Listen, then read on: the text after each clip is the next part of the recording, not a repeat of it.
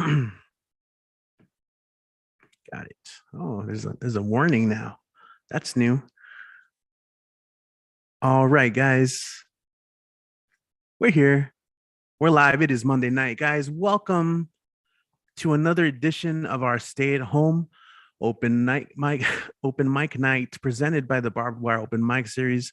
My name is Rich, and sometimes I speak faster than my camera, so it always gets a little crazy when we start the live stream to catch up. Okay, we're good. Okay. Anyway, my name is Rich. I am the host, project director of Barbed Wire Open Mic Series. We are situated here in the U.S. Southwest, and I might not have actually started the live stream. Got to make sure. It's always changing. Okay, it's loading now. It is loading. We're live. It is Monday night, guys.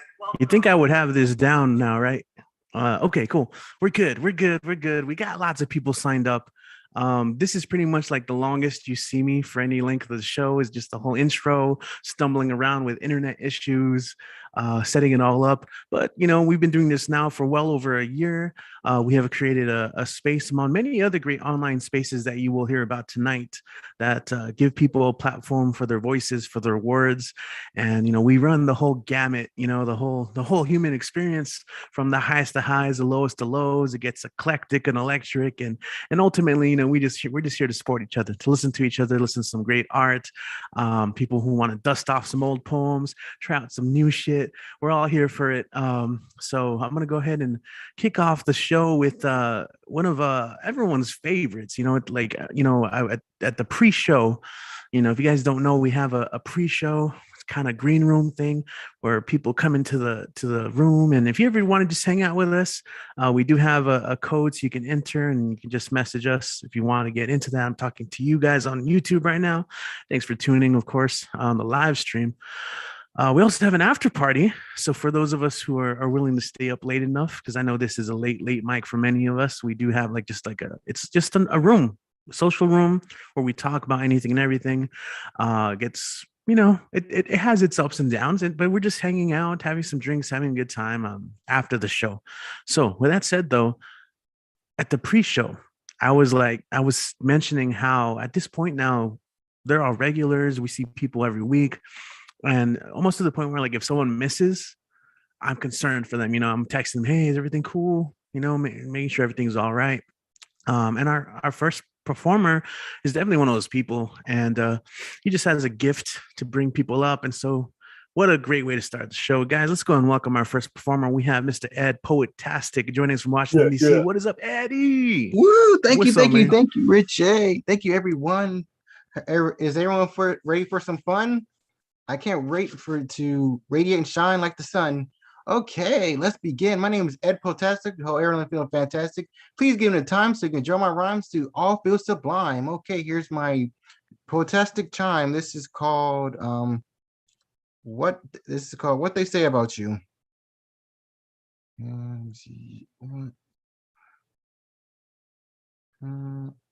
They say. I'm sorry, there's a little technical difficulties. Okay, can't really put it up. I'm sorry. Here's another one.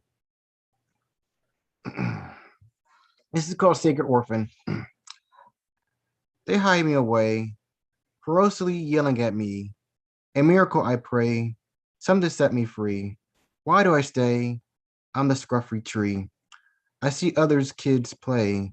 They look so at ease, envious of their childish days, belittling by my uncle and auntie. On every single day, the chores hurt my hands and knees. My hurt corrodes and decays, an antidote for this harsh disease. Praying for hope or a way, dreams are off in a strong breeze. Open for punishment has to say. What's that sound? Birds? No, maybe bees. An owl? A letter saying sorry for the delays. My hand quickly squeeze. Line saying, Hogwarts, pack your bags, okay? Oh my God, so many hopes, dreams, and guarantees. Grab my wand, cheering hooray. No more hurtful loneliness or crying seas. No more darkened sleep or crazy disarrays. No more cold peas or leftover cheese. Finally, magical purpose. I don't have to stay. I kept nodding. I agree, and agree. Grab my baggage. My spectacular adventure starts today. I jump wild in a grasshopper or flea, so long to obedient okays, melancholy rays, and empty meal trays. I couldn't stop saying yes, yes, yes, and please, please, please. My own adventure to a new chapter that's underway. All right, thank you very much. I have another one. This is called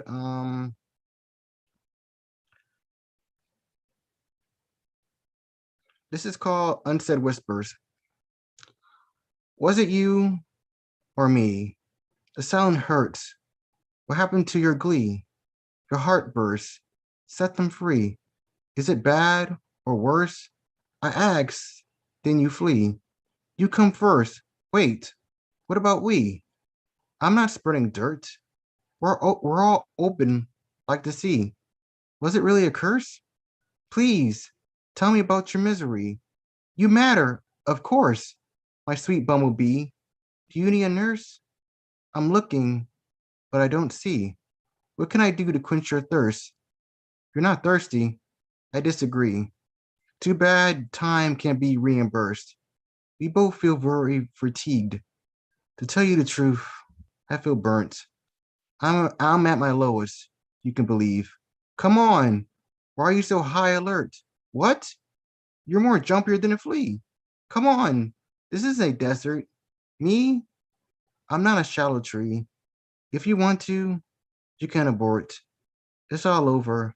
I half wholly agree. Hope your life drifts to a better course. Fabricated words, a great loss I didn't foresee. All right, I got one more. This is called Risking a Law. You want a little advice? It's not hard. Do not sigh. Follow the glimmer in your eyes. See where they lie. Turn off your annoying device. Toss away your wise. Opportunity doesn't need a size. It will come for your many tries. You just need to rise, rise, and rise for a little earthly spice. You'll be so quickly surprised. Your body isn't made from ice. Your achievement will arise. Enjoy life's beautiful delights. It will come for your many tries. Sing through the nights. Your hopes aren't a disguise. Don't dawdle in the twilight. Don't worry, life hasn't yet died. Don't be afraid of the new heights. You don't need to improvise. Learn from the adventurous flights. No more silent whispers or goodbyes. Get up from the bitter fights. Life has no simple guides. Treasure devices in your sights. Enjoy those crazy up and low rides. Soar higher and higher than any kite. Don't panic. Time hasn't yet killed your insides.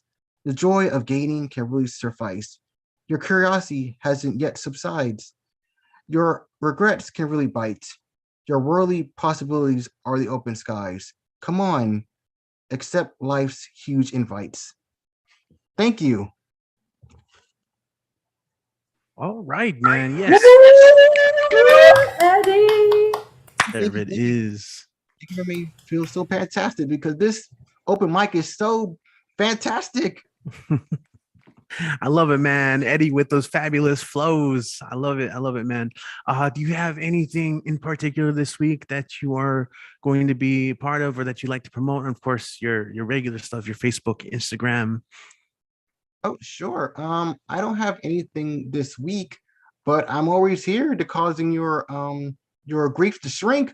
So if you want to follow me, you can follow me at Eddie Foreman on Facebook, or you can follow me at Ed Foreman 92. Remember, if the open mic is right, I'll be there to shine my potastic insight. So if you send me a request, if you can take a guess, I'll click yes. And thank you, Richie, for having me on this wonderful, wonderful Monday. Thank you for wanting me want to spit out my poetry and want to stay. Thank you for fleshing out the gray. And thank you for shining your wonderful potastic ray. Right on, man. You're planting some poet trees, a whole forest of them. Awesome, man. Thank you, Ed. Check it out. Yeah, Ed's also one of those guys. Like, if you go to online reading, he's like that friend that you see and you're like, oh, Ed's here, cool. You all of a sudden feel more comfortable. Like, I got a friend here. Because Ed is at most of the online open mics, all the obscure ones too. All right, cool. So let's keep it going though. another favorite here, joining us from Pittsburgh. And I love what they wrote on their bio. So I gotta give props to everyone who writes their own thing here. They are also a Jedi, but you can't see because the force flows through all things, and you can't tell the mountain from the mountain, or something vaguely philosophical that can be repeated later by a green monk. I like it. I like the little bio note that you added there when you signed up. But without further ado, with some amazing poetry and words, let's go and welcome Vale Larkin to the stage. What's up? Welcome back, Vale. Hi, thank you. Apologies for anyone who sees me making faces. I figured out a perfect way to describe to people what a chronic pain condition is like. It turns out I tore my right rotator cuff in my right shoulder about 2 or 3 months ago and didn't notice. But now that I have bursitis and tendonitis in it as well, I'm noticing. So I'm going to read an older poem just because it's in the mood I'm in. The definition of ability. So you're born without hips, and maybe hips are a privilege. So when they grow slow and imperfect, maybe it's a gift. You can't leap or play in exactly the way of the children around you, but they say greed is unseemly and play is a privilege. Don't be selfish. Some children have no legs at all. You discover it between your skin and the joints of your bones, connectivity. So the sun somehow scorches both of them. You learn to love shade trees and forests and overhanging rocks by the lake and all the places to meet wildness in the shadows. Sunlight is a privilege. You have an old soul, they always told you. You collector of wonder and words. Rheumatoid, like mentholated rub for grandparents. Lupus, like wolves rending flesh. Youth is a privilege. You hear that some people go to a doctor and are cured. This has never happened to you. Feet foundering, mouth and eyes drying, joints freezing solid, no more walks in the woods, no more fields, no more lakes, no more life without wheels and concrete, because nature is a privilege. Skin breaking open like something overripe, and the fruitless search for relief. Wholeness is a privilege. Vocation is a privilege. Home is a privilege. Sex is a privilege. Movement is a privilege. Speech is a privilege. Thought is a privilege. They will sell you the privilege of saving your life for their ravenous price, because existence is a privilege. You are a privilege. When you die, they will burn you in cardboard. Dirt is a privilege.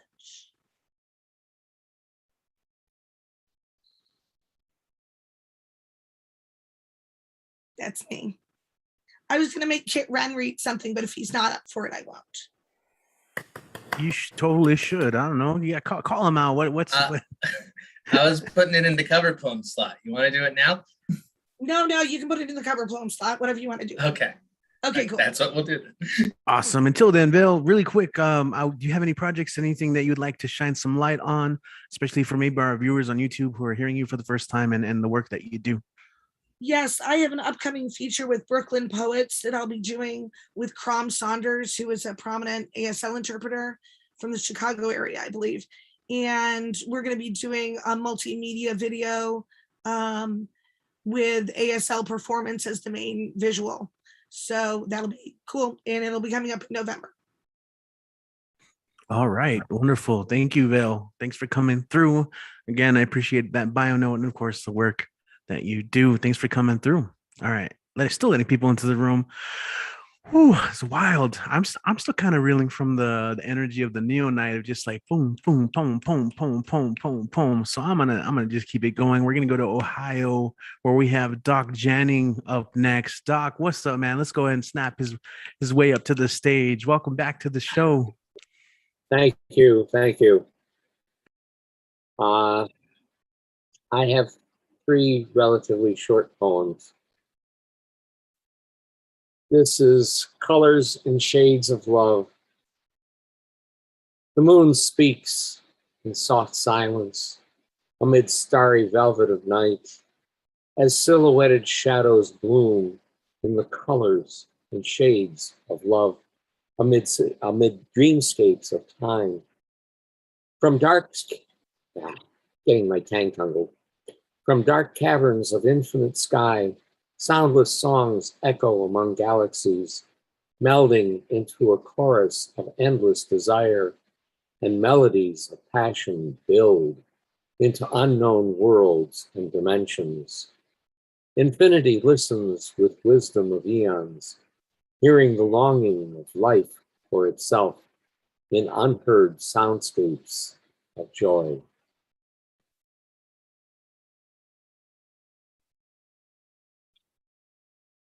Breadth of dimensions. 'Tis the length, depth, and breadth of time I breathe. The breath of dimensions more than 4, an inhalation of the past, an exhale of the future, breathe in moments of infinity. And then this Saturday is the 20th anniversary of 9/11. And I wrote a poem for it, which I have now submitted to the New York Times. Who knows? Maybe they'll publish it. It's titled Remembering 9/11. Ache and angst of loss, tears flowing, softly falling. Il nous manquons, which is French for they are missing from us. Thank you.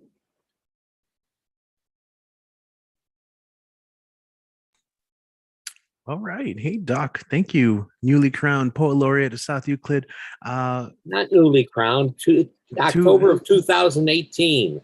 That's still new to me. I'm talking about relatively. I'm okay. My bad. I was going off your bio and I thought it was a recent thing. My bad. No. Yes. No, thanks for sharing that. I know Ward is Right is having an event as well, right? On Saturday, a reading. So we should have to put that on the sign up sheet. But do you have anything going on? Any special readings or anything you'd like to promote?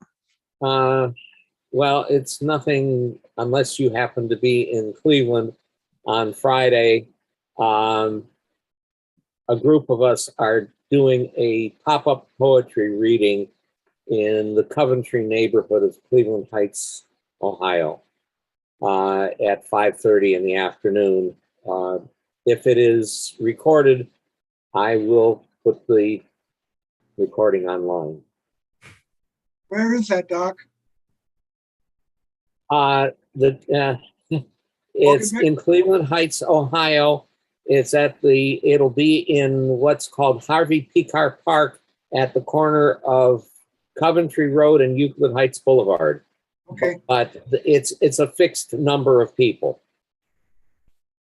But pop up. Okay. Nice. Harvey got a park. That's so cool. Yeah, people Oh, can man, still go and love support though, right? Harvey. What? No, it's a pop up, right? People can still go and like if they're just in the neighborhood hanging out, they can enjoy the event, right? Right. You can come and hang out and enjoy the poetry. There are going to be, I believe, 6 of us, and we'll each be reading for about 15 minutes. All right, awesome. Well, thank you for making it tonight. And yeah, if you guys are watching on YouTube and you're going to be in that area, go hit it up. Definitely, it's nice when we can take advantage, and it's nice to see people doing live events, and we got plenty too coming up too. So just be on the lookout for that. Thank you, Doc. Thanks for joining us. Thank you. And speaking of this coming Saturday, we got another mashup where I'm happy to announce that our next performer is going to be is a special presenter for Tumble Words, and I'll let him talk a little bit more about that. And of course, give a shout out to Lighthouse Writers and do his thing. Guys, let's go and welcome Mike Sindler back to the mic. What's up, Mike? Welcome back. Hey, everybody. everybody. Yeah, I'm just right now. I'm just so excited hearing that Harvey P. Carr has his own park in Cleveland. That's so cool. If people don't know who Harvey P. Carr is, check him out. American Splendor Comics. Just always so great. Can't even begin to tell you.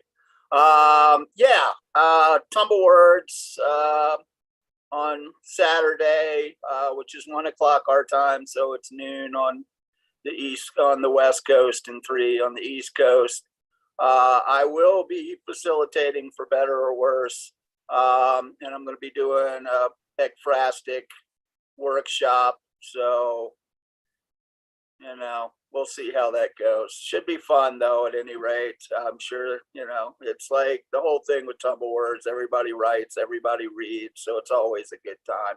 And I will, as always, put out the word for lighthousewriters.org here in Denver and everywhere, thanks to the internet. And there's a lot of amazing free events, and also coming up in October, there's a event with Edwig Danicott, great writer, and that's like really cheap. It's like $5 for members and $10 for non-members. So that's really a bargain thing, and lots of classes and good stuff like that going on. But that being said, being today, I tried to just pick out a few things that I thought at least vaguely resonated with it being Labor Day weekend. I'm going to start with pretty much several people here have heard some of these before, but like I say, I'm just picking them for a theme. And this first one's called The Line Cooks, because I spent most of my life in commercial kitchens. We work the line in the stifling heat that thickens the glaze, that sears the meat and boils the savory, bubbling broth, skimming off layers of rising froth, sauteing and frying and braising and basting, spicing just enough without even tasting, using every tool and apparatus we can wield, then plating our craft, our art, your meal. And go with another one that's sort of my heritage, and it's called Archipelago. I'm from a broken chain on a locked gate, frozen, cracked, flaked with rust, crumbling, falling motes, indistinguishable from dirt, inseparable from spirit, minute skeleton keys to memory. I am from an archipelago of souls whose links fell into the sea, those who can never know home, can never look back, never dock in ports where tattered canvas portraits flutter and reach towards their truth on a ship that has sailed. I am from those whose history was burnt to ash, absent voices that neither sing nor shout, bones piled in heaps, reveal no secrets, can never speak, can never sleep. I am from surprised sailors who set sail before the last gleam of day winked out on the forsaken shore, blown by the wind of things to come west towards hope. I am from dank tenements filled with rag pickers, fruit merchants, cornerside vendors, and sweatshop tailors, choked by coal dust laid over blocks, the settled coat blown up from rutted streets, echoing, clacking carts, cobbling a close-knit woven community full of song, needled with embroidered hope stitched onto tradition. I'm from a broken chain on a locked gate of a fallen wall, flattened in a storm called progress. And I'll end with a tanka called Mine. Salt tears, copper blood, diamond vision, golden heart. This mine within you, dig, chip, and extract treasure, share wealth, and become richer. And then we will move on to the hat. And first, I'm going to go with one of the great American poets, if ever there was one, Mr. Walt Whitman, and do I Hear America Singing. I hear America singing, the varied carols I hear, those of mechanics, each one singing his as it should be, blithe and strong, the carpenter singing his as he measures his plank or beam, the mason singing his as he makes ready for work or leaves off work, the boatman singing what belongs to him in his boat, the deckhand singing on the steamboat deck, the shoemaker singing as he sits on his bench, the hanger singing as he stands, the woodcutter song, the plowboys on his way in the morning or at noon intermission or at sundown, the delicious singing of the mother or the young wife at work or the girl sewing or washing, each singing what belongs to him or her and to no one else. The day, what belongs to the day. At night, the party of young fellows, robust, friendly, singing with open mouths their strong, melodious songs. And I'm going to finish with a song that is one of the great labor songs.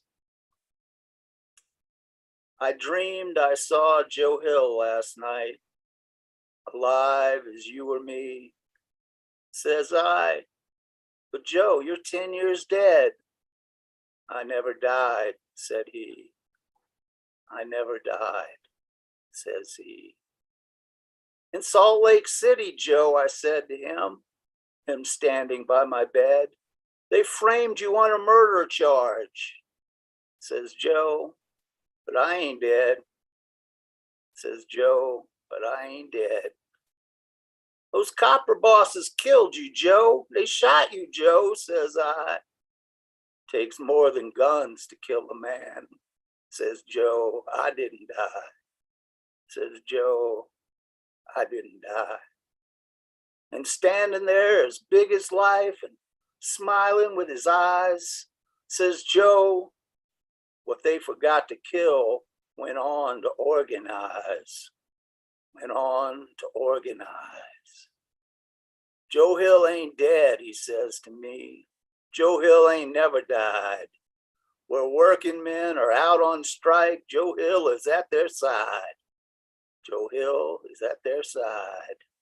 From San Diego up to Maine and every mine and mill where workers strike and organize, says he, you'll find Joe Hill. Says he, you'll find Joe Hill.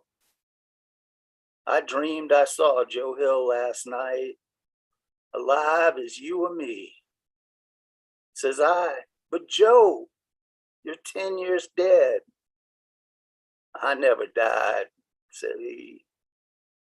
I never died, says he. Okay, thank you very much. All right, guys, feel free to make some noise as we like to do. Clap it Yeah, up. yeah, Snap. yeah. Oh, yeah. Michael Sindler, yes. Happy Labor Day, happy Rosh Hashanah, New Year's, happy New Moon, all that good stuff. Right on, man. On point. And for people, like, obviously if people know already, but let's say if someone's watching on YouTube right now and they want to join your workshop on Tumble Words, how can they do that? Well, I put the link in there. I guess maybe you could put that on the Facebook page if you think that's something Donna would be okay with. Otherwise, yeah, I would just go to the Tumble Words page on Facebook and find the information there. Yeah, no, absolutely. I think she would prefer if you do want to join, go to Tumble Words Project on Facebook and send them a message. And it's go check it out. It'll be a lot of fun. Thank you, Mike. I don't want to overwhelm it. I don't want to. Yeah, don't want to do anything that would upset them. Yeah, no, that'd be a good problem though if we get a lot of people to join. It's going to be a great time. Wonderful. Awesome, man. So, yes. Oh, you can also message Kit, who, of course, if you know him, you know you can message him. He'll also be performing later, so you can get that info as well. Awesome. Thank you. I believe we have a debut next. I'm always excited, at least here on this mic, right? I like to say that. So we're actually going to go to the West Coast now. Joining, we're going to go from Denver, where we were just with Mike, and then we're going to go to Oakland, California. And I'd like to welcome our next performer. Uh, and she has some really cool things here that I want to mention. She is the author of Like Wet Socks, mental health. She's a mental health advocate and facilitates trauma training healing circles for Conscious Voices African American Well-Being Center. I'd love to hear more about that, but right now to share some of her work, let's go ahead and welcome Sani, the poet, to the house. Welcome so much. Happy to have you here. The mic is yours. Thank you so much for having me. I found this stage via Khan Poetess. So you can thank Khan for the addition. I will be tuning in again. And as always, anytime I get the opportunity to say my Black King poem to a Black male, I do that. So with Ed Poetastic being here, Wizzy was here, but I see he left. This is dedicated to you, Ed. And Khan already heard my Black Queen poem, so sorry. Okay, let me go. Black King. To my Black King, better yet, my Lord. Don't you know you are our protector? Full armor plus the sword. And your armor is your strength. It is your skin, that mesmerizing melanin, and your sword, the words that pour from your lips, because your power comes from within. You are our Superman, my graceful Black man. You're the soul of the earth, and from you we have birthed amazing children. Priceless is their worth. My Black man, sent from the heavens. Don't you know you are our medicine? And with one dose of you, we believe we can. For you give us all reason to live. And without you, what would we do? I mean, you've given us everything, my Black King, from our DNA to the songs we sing. And the swag we all have comes from you, my Black man. From every corner of the earth, please know you have the highest value, the highest worth. I mean, from inventions to premonitions to the most radiant smiles and most welcoming salutations. I pledge my love to you, and I just want you to know that you are more than beautiful, more than capable, irreplaceable. You are everything and more, my astonishing Black man. So go ahead and spread your wings and continue to soar. And whatever you do, please continue to share your love with all of us, because we all need and we all adore the Black man. Hey, Awesome. if I have a little, do I have a little bit more time? I can Yeah, share go for another it. one. All right, this is another one. Sorry, Khan, you probably heard this last night too, but this is one of my favorites. So I love it. I love it. Love it. It's called Attention and Intention. What has your attention? Do you even know? And what are your intentions? Because surely they will be known, be it in this moment or the next. For the combination of attention and intention is the result of manifestation. And don't you want to manifest marvelous creations? What about stir souls to having life-changing revelations? Have people dancing on planets, attracting their dreams like powerful magnets, creating memories you'll never forget? Don't you know you're so powerful? You can have the devil playing Russian roulette. Because you see, it's just a matter of getting to a place where you really believe. So say to yourself, the universe is always flirting with me, begging me to share more of me so that others can see that there really is beauty in everything. For even when something appears to be ugly, it's just a reflection of something pretty. And if you don't believe, just stop and think. What would beauty be if there were no such thing as ugly? They are one and the same.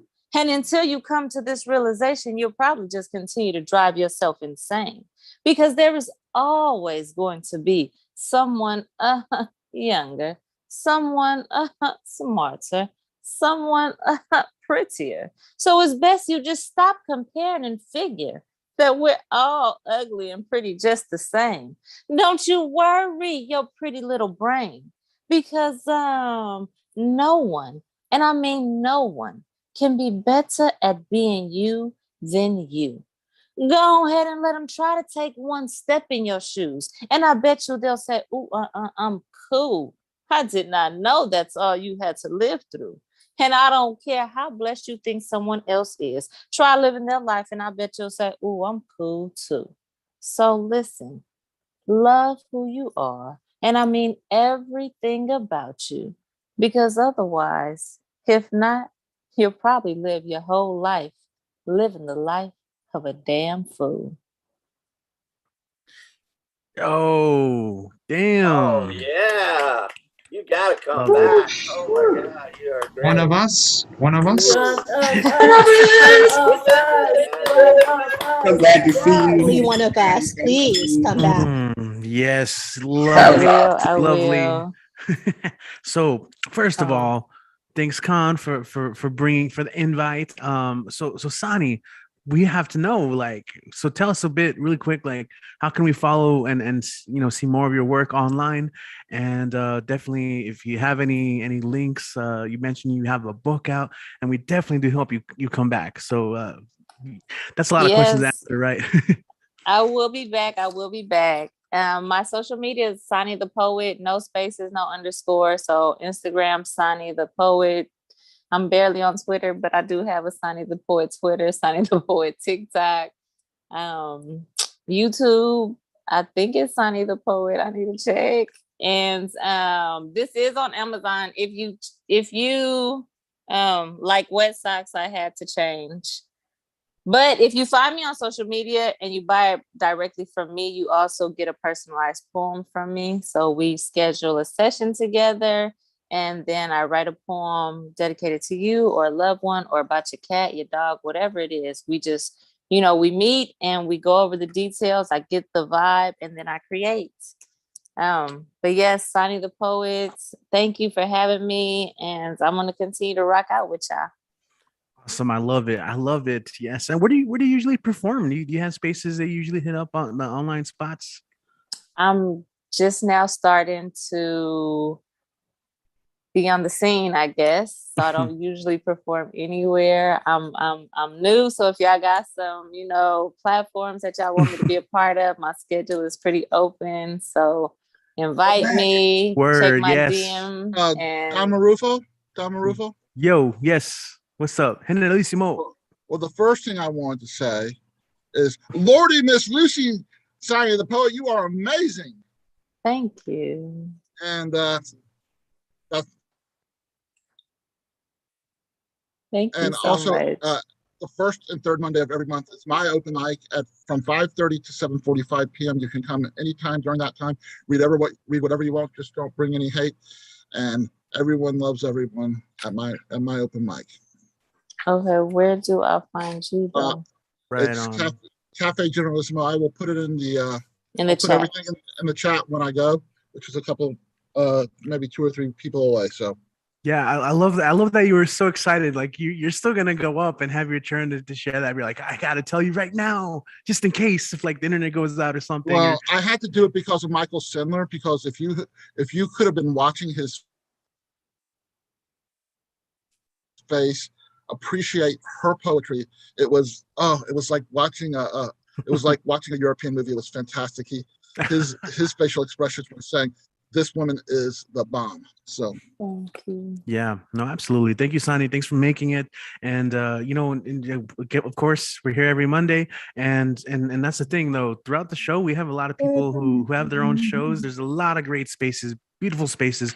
You're definitely going to hear about them as we go on. So yes, stick around and we will find out. Of course, this will also be on YouTube as part of the replay. I know we're live. Also, Wizzy he had to charge his phone, so he left the Zoom meeting, but he was listening. He was showing you love on the YouTube live chat, by the way. So, but let's go and keep moving on though. Just because we do have a lot of peeps. I want to keep it moving along. So we're going to go from the West Coast to the East Coast. And, we have another performer who, I always look forward to what she brings to the table. It's been a while, we've missed her. It's always great to have someone come back. Let's go ahead and bring Miro up to the stage. Miro, welcome back. Go ahead and take it away. It's been a hot sec. I've been out west visiting friends and family, getting my hairs did, learning JavaScript and juggling a couple of men's. So and also writing a book. How could I forget that I have a poetry book coming out? Oh golly. So there's that too. Anyway, not sure how I'm supposed to follow Sani with her amazing work, especially that last piece, Attention, that was really lovely and a much needed reminder for many of us, myself included. So I'm going to take all of that positivity and stash it away for a little bit and read you an angry little piece that's new and that I wrote earlier last week because everything sucks, and it's called What It's Like Being a Millennial, or Why I Can't Watch the News. I want to watch the world burn, whip out a beach chair, my feet up, and watch the forests fly up in flame, watch hurricanes tear it all to shreds, watch cities disappear under seas rising, watch that COVID thing too many don't give a shit about strip us of everything, watch the police continue to put their dumb fuckery on full display, watch mediocre men throw their dicks around and keep taking advantage of women like Me Too never happened, watch the Taliban take over and do their thing, and oh, bless be the abortion ban and the mountain of debt we're all in. I laugh because it's better than feeling helpless and angry. Bring on the floods, the tornadoes in New Jersey, the murder hornets, and a crumbling economy. It's all hilarious to me, but hold on a sec while I set my beach chair up a bit higher for a better view. I don't want to miss what comes next from our petty politicians and anti-vax lunatics. I do experience rare moments of tranquility from this elevation, and when they happen, I take a moment to inhale deep, though the air is just as polluted up here, and daydream about a big, beautiful space rock streaking through our ashen atmosphere. Then, before reaching the end of my exhale, it all starts up again. Stupidity, greed, senseless violence, record-breaking temperatures, more once-in-a-lifetime events, and I laugh and laugh and laugh as I watch the White Walkers close in and turn us all into nothing. Thank you. If I had a mic, I'd drop it. Sorry. Ooh, Miro. Love it. Love it, girl. Drop that mic, girl. Yes. You did it. You dropped the mic as a metaphorical mic. You just I laid love it that. out there. So much going on in the world, man. Miro in the Thank you. hot sack. Awesome. Yes, we missed you. Oh, I missed you guys too. I'm glad to be back. Thank you so much. Did you have another one? No, I mean, I've been writing here and there, but like that's one of the ones that are more solidified. Like, I've been trying to be more positive about like myself and my life, because I'm usually like the first one to make a self-deprecating joke and be all negative Nancy, but I can't do it for the rest of the world. So fuck that. Anyway, thanks for letting me vent a little bit. Hope you guys enjoyed. It's Oh, the perfect place to do it. Now we're really excited. You got a book that you got coming out as part of the new 10. I'm excited for that. So for people like who are seeing you for the first time and tuning in and want to like keep up with that journey, how can they do that? cool. So I'm publishing with Red or Green Books with the amazing Marissa Prada, who insisted I come along for the ride. So thank you. If you're so inclined, it's Miro Reads Books on IG, and I'll pop it in the chat. Miro, Miro. Thank you. All right, perfect. Thank you so much, and thank you for switching earlier too with Veil. That's much appreciated.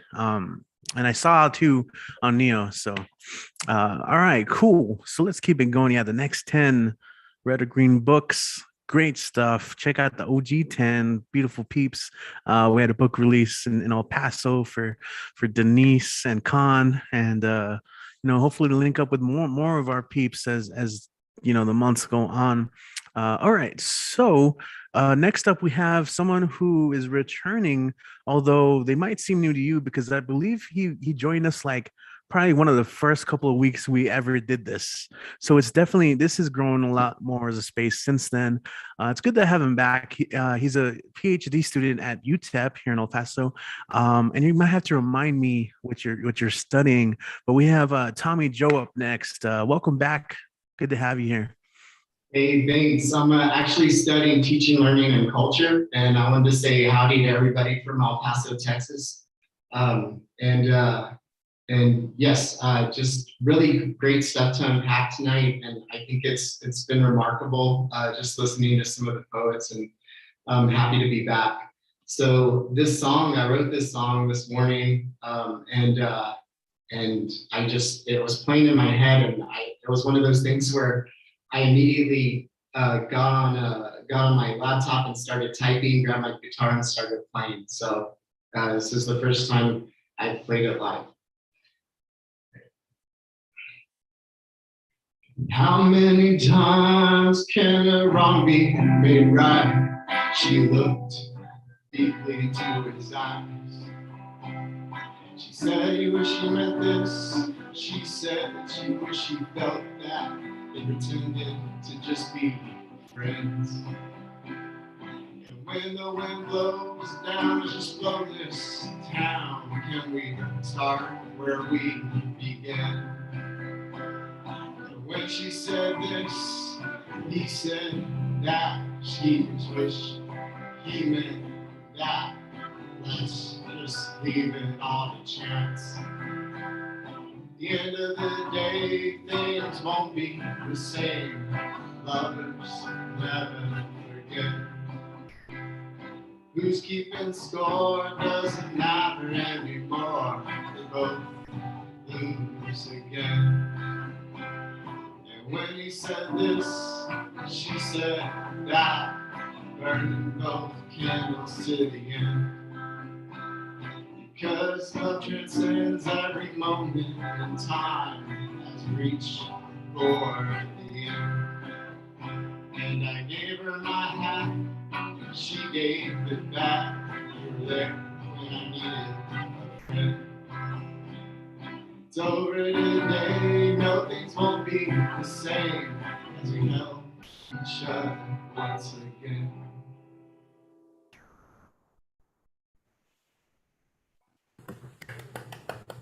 Right, welcome back, man. Woo! Awesome.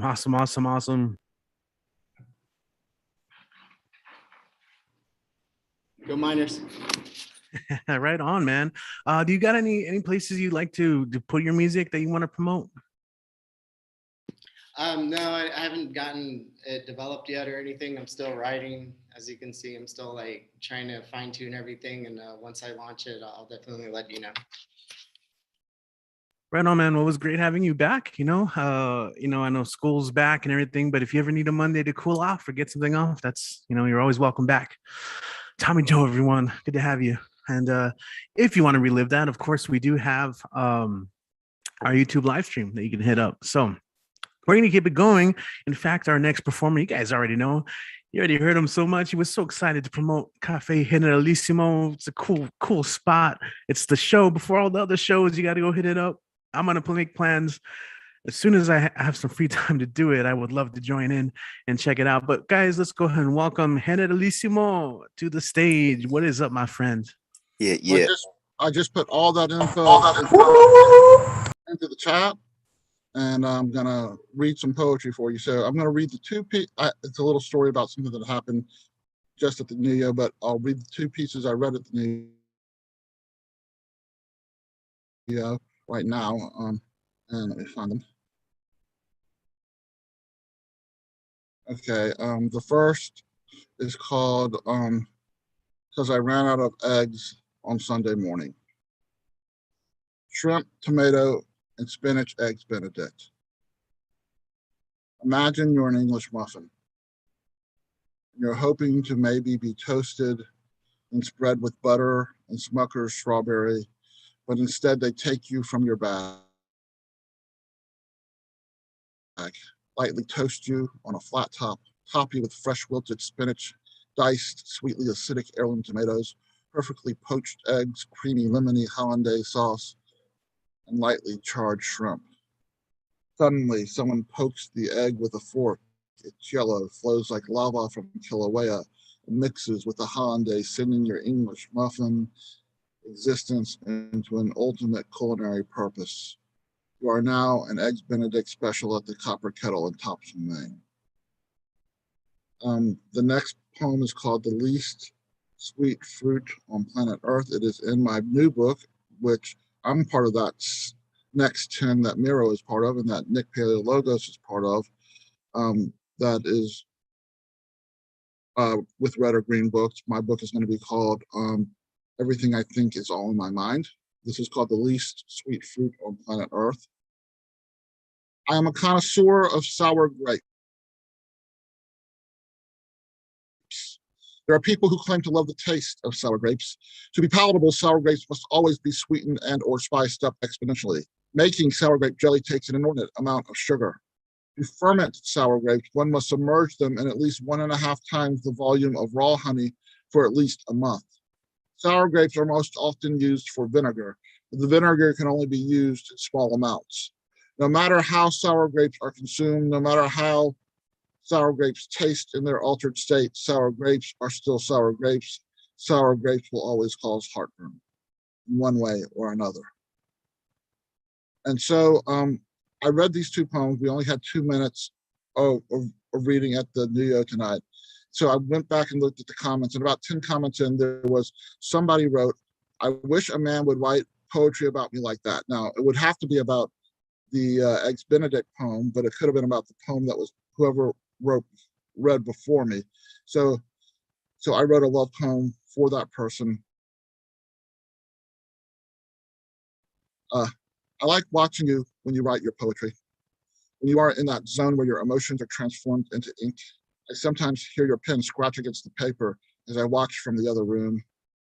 I hope the thoughts that are encompassed in the ink are about me, about how you like to lay your head on my pillow when I wake before you, about how those moments I am absent from our bed lead your head to my scent, about how I taste your tangerine lip balm when you enter a room, about how you allow me to win arguments that have nothing to do with you and everything to do with my venting, about how my mirror is more honest when you look me in the eyes, about how I'm no longer afraid to cry in front of others, about how knowing you exist in my life tells my tears it's okay to fall, about how the sound of your voice lets me know hugs still exist. I hope the thoughts that become your poetry are laced with the love I feel for you, the love you infused into my heart with your love. Thank you. Woo. Yes. Awesome, man. Yes, everyone. Gorgeous. Yeah, make some noise, snap it up, clap it up, the way we show love. See everyone. You can do that different ways. I usually sometimes I mention this at the beginning of the show, but we got emojis on Zoom. You've got a little Zoom windows. So if you have a camera on, you can get all hyped up like Mike Simler was earlier. Actually I do love it when Mike gets animated. I see him in that little rectangle on Zoom getting all animated. And yeah, you can show love that way. You can clap your hands, you can snap, you can clap, you can cheer.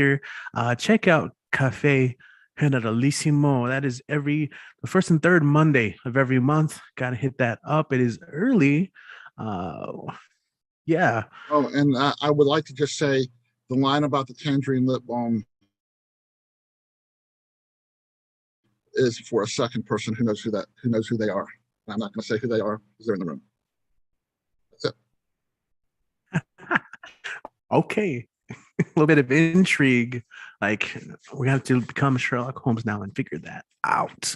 Awesome, man. Thank you. Do you got any features coming up this week or soon? A lot. I've arranged for a lot around the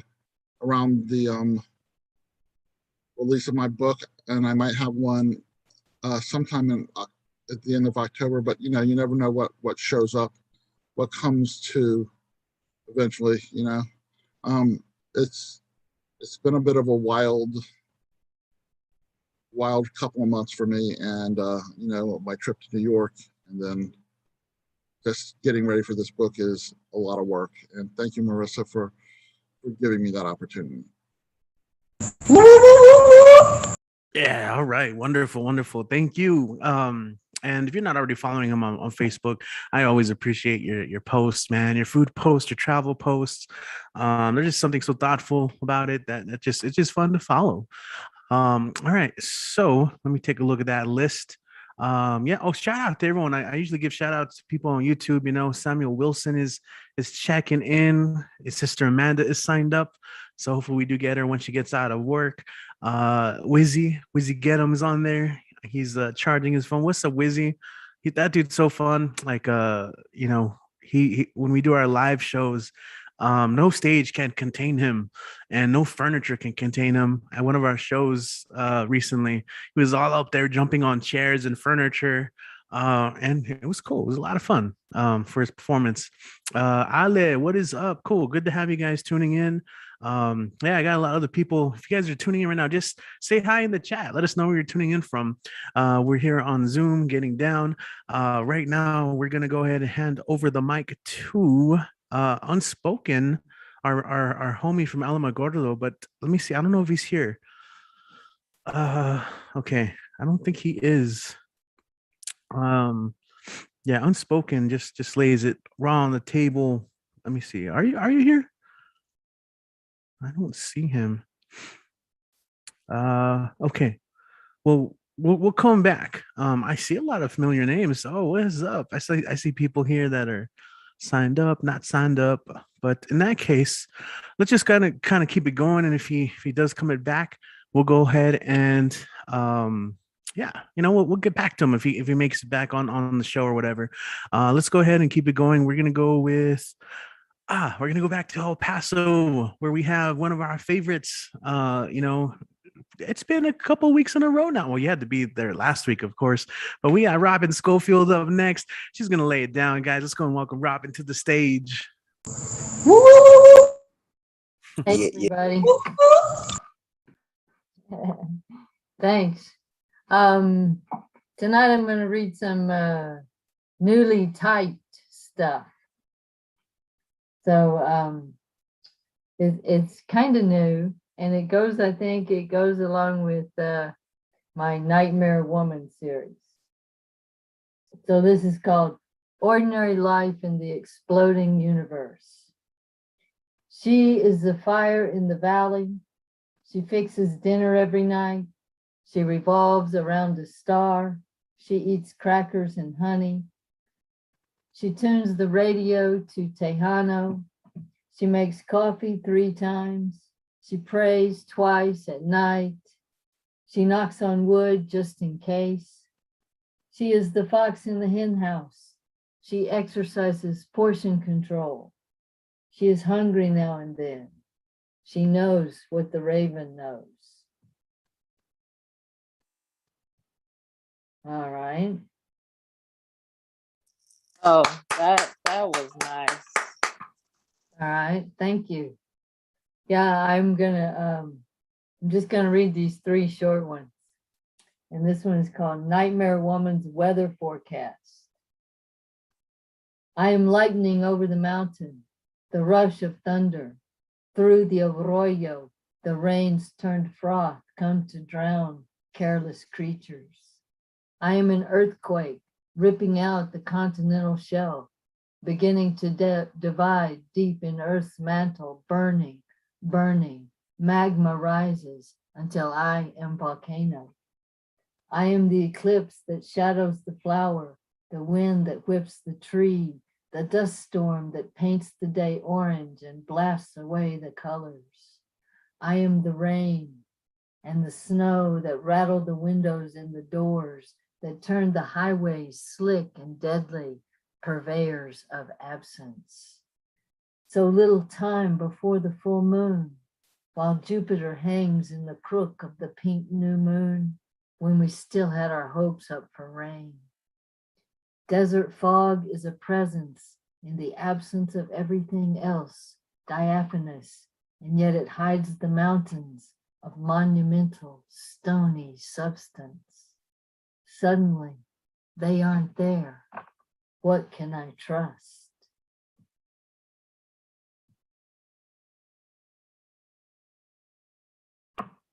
Okay, and now this is another little short one. The river does not remember. As the sunlight changes, the heron moves with it above the pool, careful with her shadow that she might not warn the fish. As I am not careful with my shadow, spilling it all over the bright white sidewalk, its midnight ink running with the waterless river, riding my body into the wind. Thank you. Wow, so good. Robin always dropping a master course in writing whenever she reads her work. Yes, guys, show some love, make some noise. Robin. Yes, Robin. Yes, Miss Robin. Yes, yes. So do you have anything going on that you'd like to promote or share? And of course, ways that we can connect with you? Yeah, I'm going to put my email in the chat, and I have a book, an award that won an award in 2019 called Flow. And I have plenty of copies of that because I basically published it with Gene Keller. And my other book, Sunflower Cantos, you can get it from Mouthfeel Press. I think Maria Miranda Maloney still has it in print.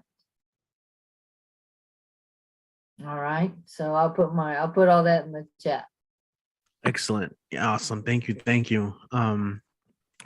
Yeah, definitely check that out. I need to get a copy of that. I mean, I'll remind you maybe next time you go to a reading, because I definitely do want to get one. Because I don't have Flow. Yeah, I don't think it's very different from Sunflower Cantos. Yeah, I remember that when you did the release over at the Percolator way back. Yeah. Awesome. All right. Thank you, Robin. Glad you can make it. I look forward to maybe, in a in-person show. We got quite a few coming up this month. I hope so. Yeah, we do. In fact, so really quick commercial break. This is put on by the Barbed Wire Open Mic Series, aka BWOMS. We are based out of El Paso, Texas, here in the U.S. Southwest.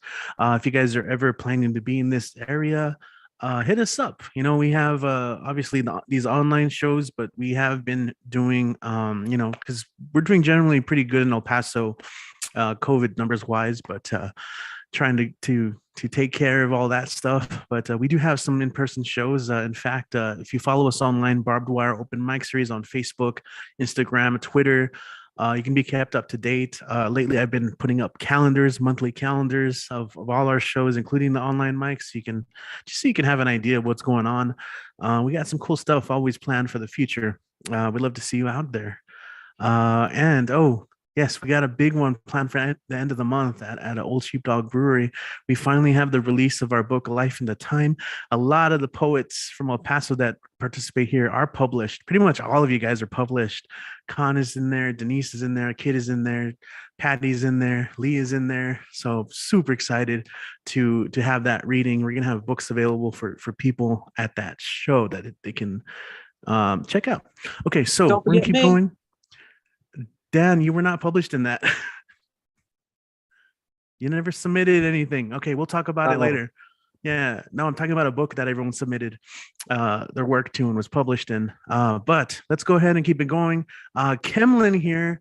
Oh, you've just been such an integral part of this space, and happy that we can offer this space. And you signed up to do some dance. So guys, let's go Yes, and welcome. because you had requested that BWOMS needed a dance, right? So I am I'm coming out of retirement. It's been a long time, but I'm going to set it up, and then hopefully the sound will come through, okay? So I'm a teacher, and so I've been collecting teacher stories, and this is one of the most recent ones that broke my heart. It's called Click. She wanted to click with a click. Meet me at the restroom. Let's take a hit. Try this shit. She took a hit, started to convulse. Oh shit, the girls were repulsed, ran away, abandoned her in vomit. Someone found her, called 911, ambulance, hospitals. Oh my God, why was she so stupid? She was doing better, shy of sweet 16. All she wanted was to click with a click. Bang, bang. So this is the song I wanted to share with you, because we have the power to make a difference in our world. I'm going to stop share for a moment.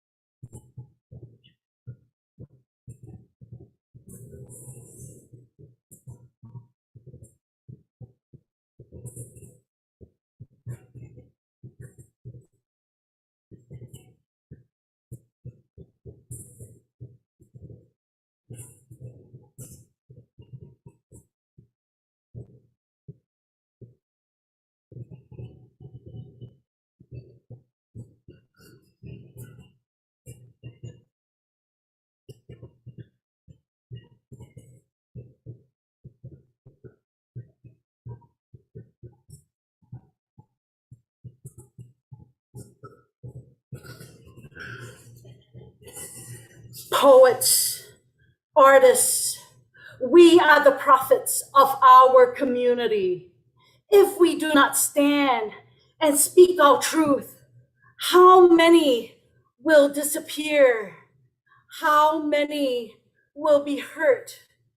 How many more should we lose? Richie, Dan, Con, Doc, Eddie, Brian, every one of you, you have a voice that can change a generation. Please take your stand.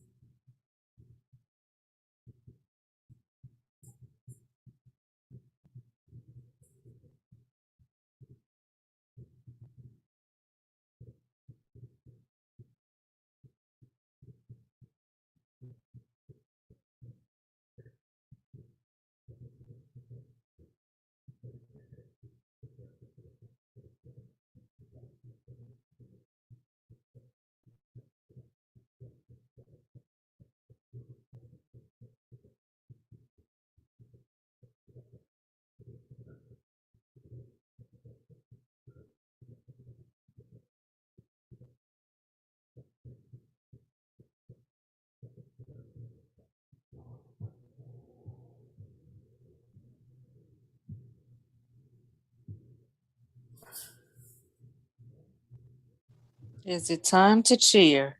All right. Yes, I believe so. Yeah.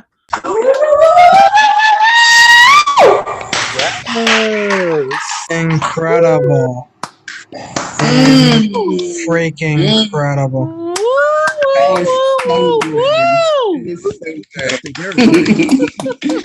Yes, thank Take you. your stand. Thank Take you. your stand. I love you all, and you guys are a safe space for me. This is a person who's trying to dance with 2 torn discs and 3 knee surgeries. But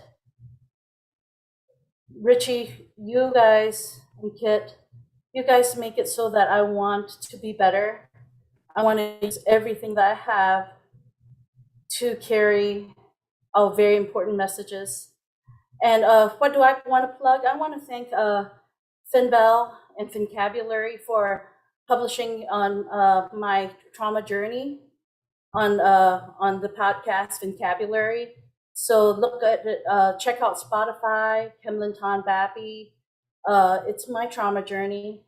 I'm a survivor of child abuse and sexual abuse, and learning to thrive and grow and make a difference.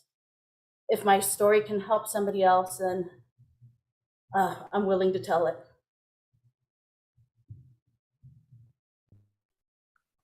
Wonderful. Yes. Thank you, Cameron. Thank you for being willing. You brought it. You know, you not just this time, but you've expanded on what we do with Zoom performances. And that's great because that's another type of creativity, is thinking about the forms and the mediums and the way we use it.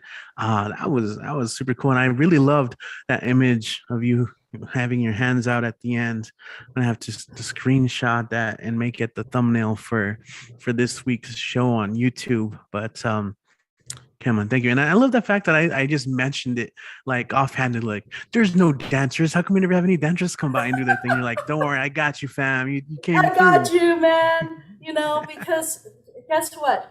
I wouldn't have even thought about taking that tool out of my closet. And I was telling some of my friends, I choreographed for a Dallas Reunion Arena, 60,000 people. And so, I mean, that's part of my past. I retired in 1997. But, you know, you guys make me want to come out of retirement and use every tool I have to carry very important things. And each and every one of you, do not feel small. Each and every one of you has a sphere of influence that you can speak into. Speak, because we can't lose anymore, guys. We can't lose anymore. Amen, amen, amen. Take a stand, confirmation. Thank you. You are beautiful. You are awesome. Really, I'm so glad I'm here. Yes, absolutely. Thank you for Dope. those words and all that. Anytime, baby. Mhm. Thank you, Camlin. Now I'm gonna be like, I'm gonna run offhandedly be like, we never have any magicians do their thing in here. Like never have any I don't know, I'm just trying to think like I don't know. I ran that joke to the ground very quickly. All right, yo, we're gonna keep it going. We're gonna go from Camlin in Arizona to Georgia, where we have Andy Markert, who it's kind of, I mean, had you been here? I don't think you were here last week. We missed you, man. But Andy always comes with some sick stuff. Andy, what is up, man? Go ahead and take the stage. It's good to have you back. Hey everybody, how's it going? All right, so I've got oh god damn it. All right, I don't want to see my face. I want to see your faces. Why do I always do this to myself? Okay, hi babies. I got two tonight. I've got a love poem and I've got something dirty. What do I start with? Somebody throw it in the chat, please. Do the love one. Okay, well that one came first. All right. Here we go. The love poem is entitled, When She Tells Me She Doesn't Like Love Poems. When she tells me she doesn't like love poems, too vulnerable, she tells me, I smile. Truth is, neither do I. Truth is, this vulnerability is more often ripped from a body than released.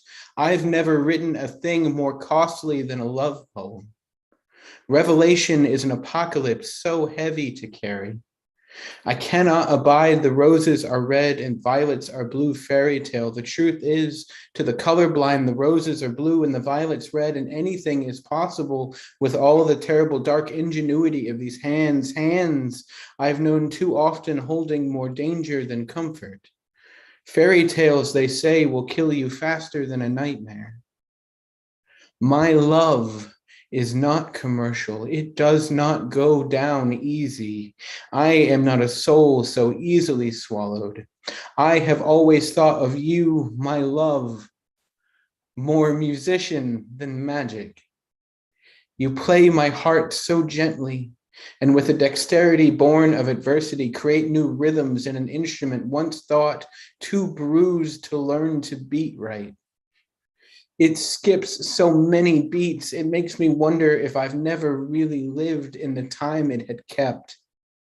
You make my heart unruly. You make my heart yearn to burst. You teach me what it means to yearn. I wanted you to teach me a magic trick.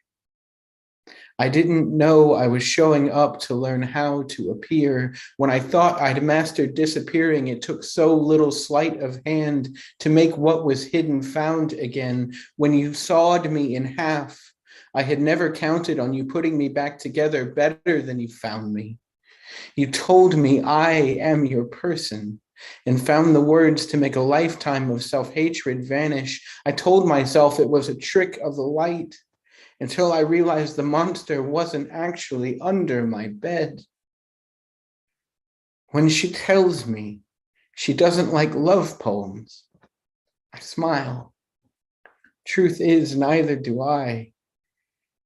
But I have for you this poem about magic. So that's my first one. And the second one, for a taste of something completely different, something a little dirty. This one's called Slight Wild, or Fuck Me in Vignettes. 1. The warmth of muscle rippling beneath hands as hips move of their own accord in a thin stream of morning sunlight is the champagne chef kiss of fucking. Perfection. Legs intertwined so tightly as wet lips drive hunger, tongues meeting, conversing in desire, older than language, slight wild, all the way fucking incredible.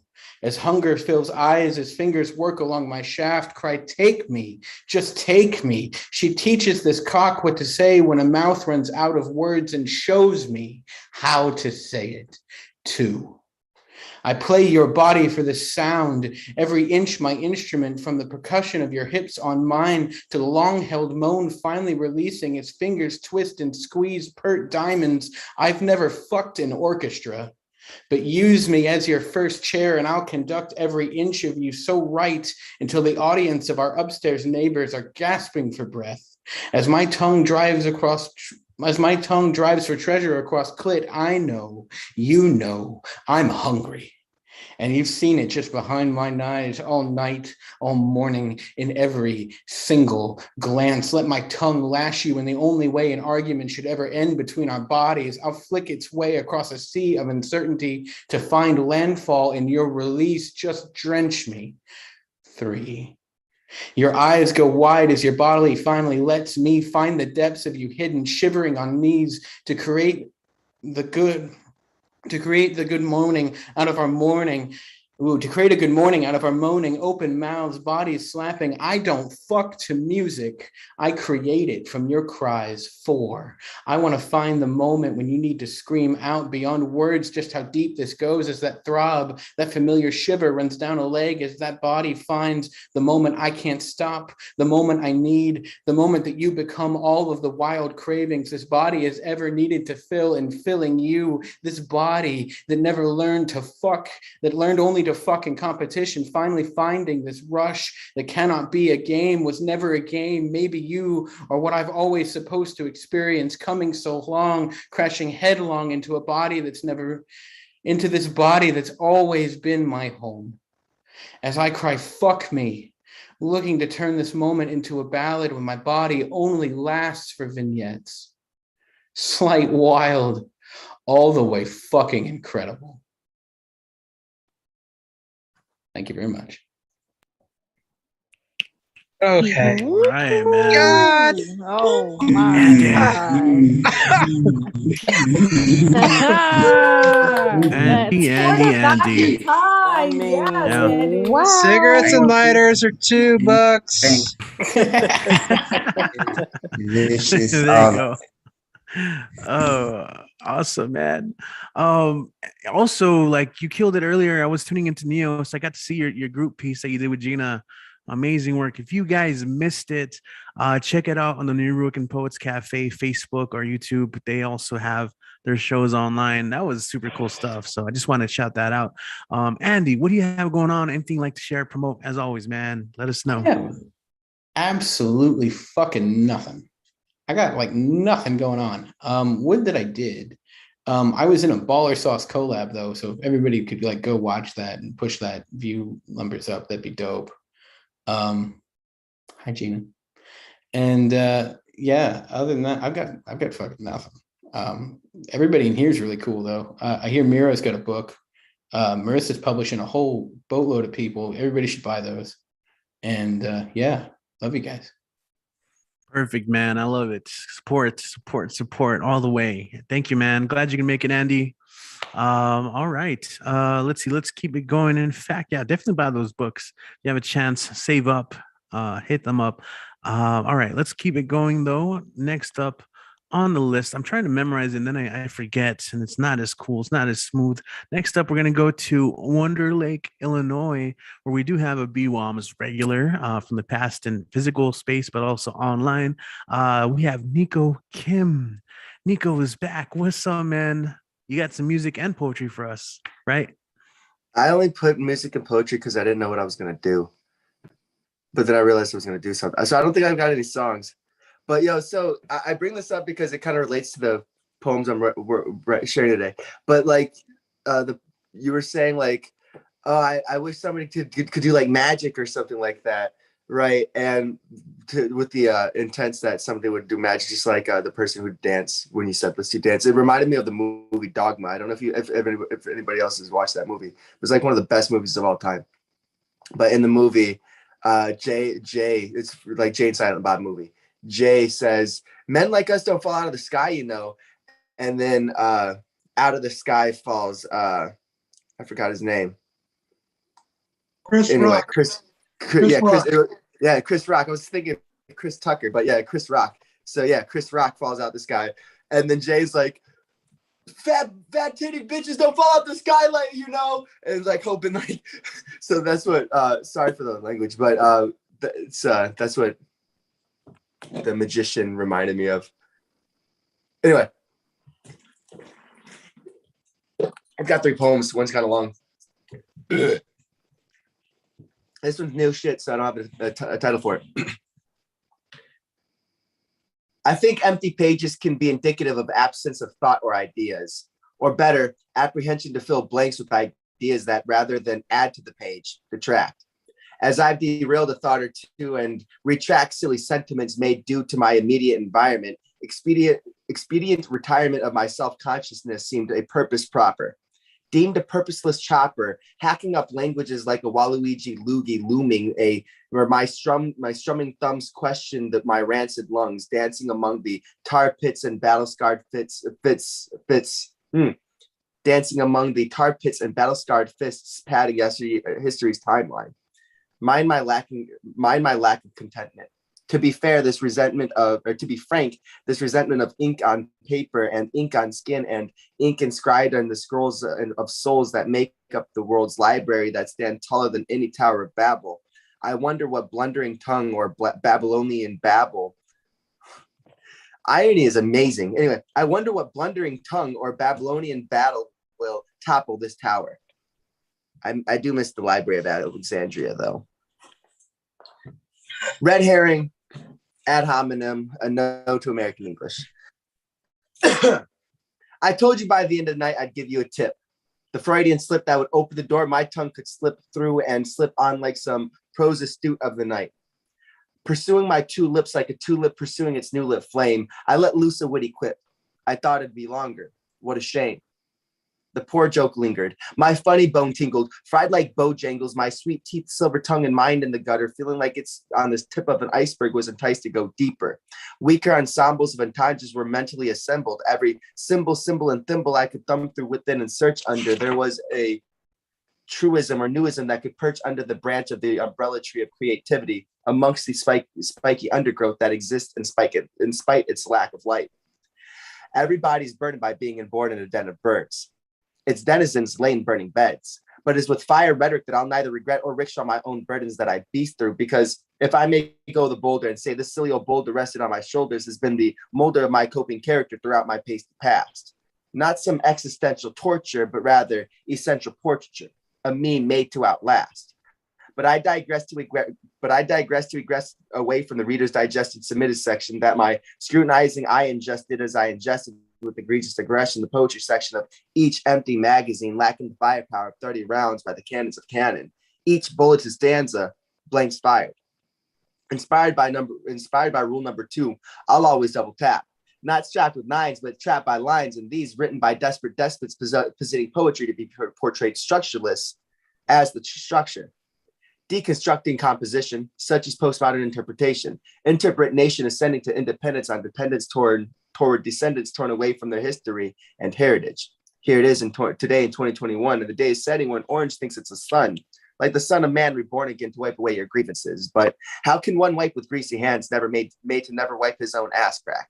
Shrek's ass cracks a laugh half near fallen, for it is a sucker for gold miser dragons.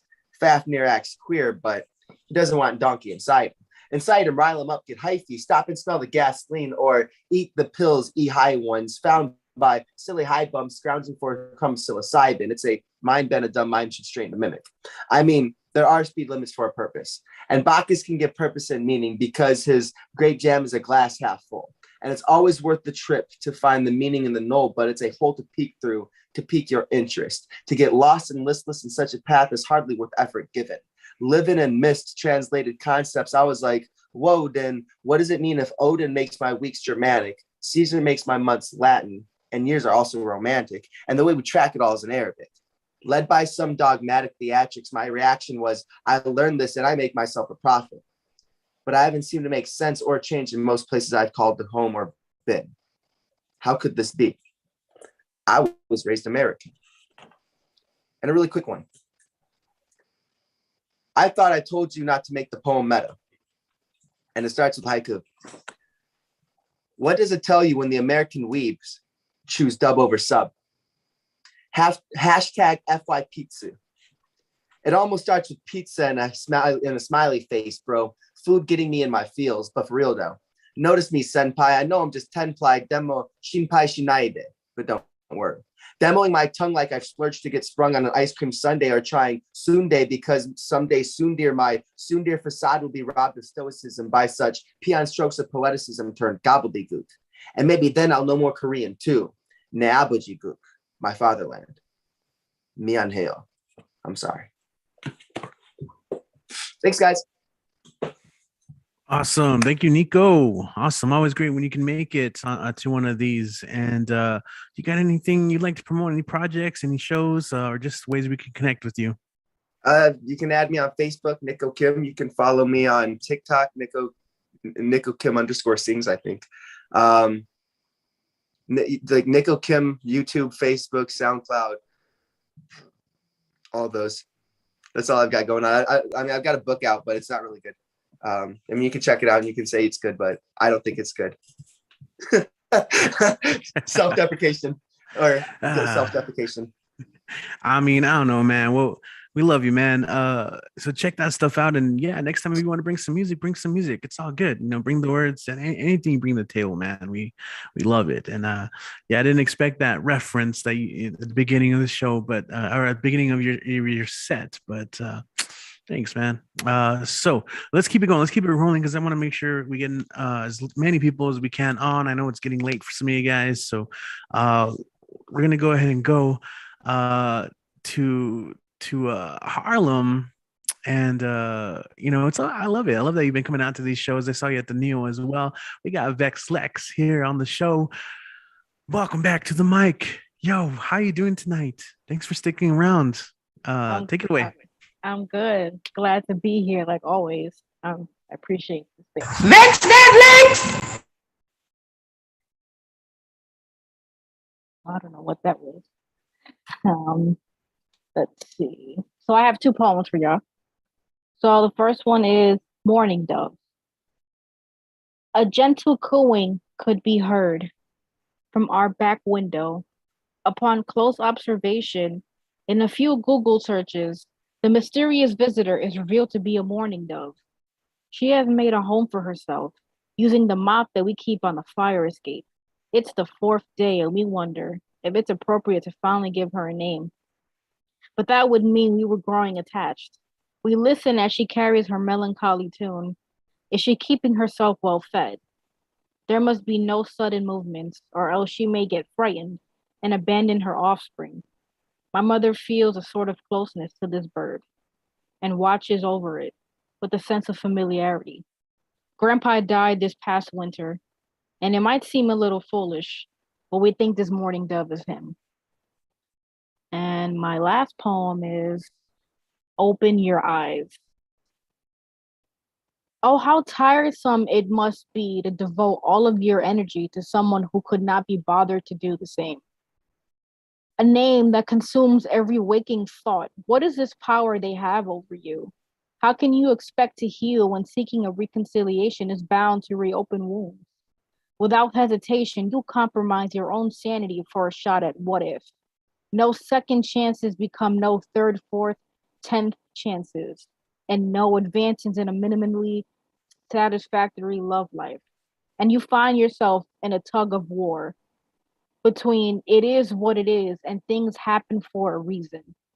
The good times just as fleeting as the ever-changing seasons. Year after year, you have had the several revelations in vain. Because how could there be love without a little pain? Thank you. Oh, that was a nice one. Sweet. Thank you so much, guys. Make some noise, clap it up, snap it up, show all the love. Thank you. All the sweetness, you know, a little bit of pain too.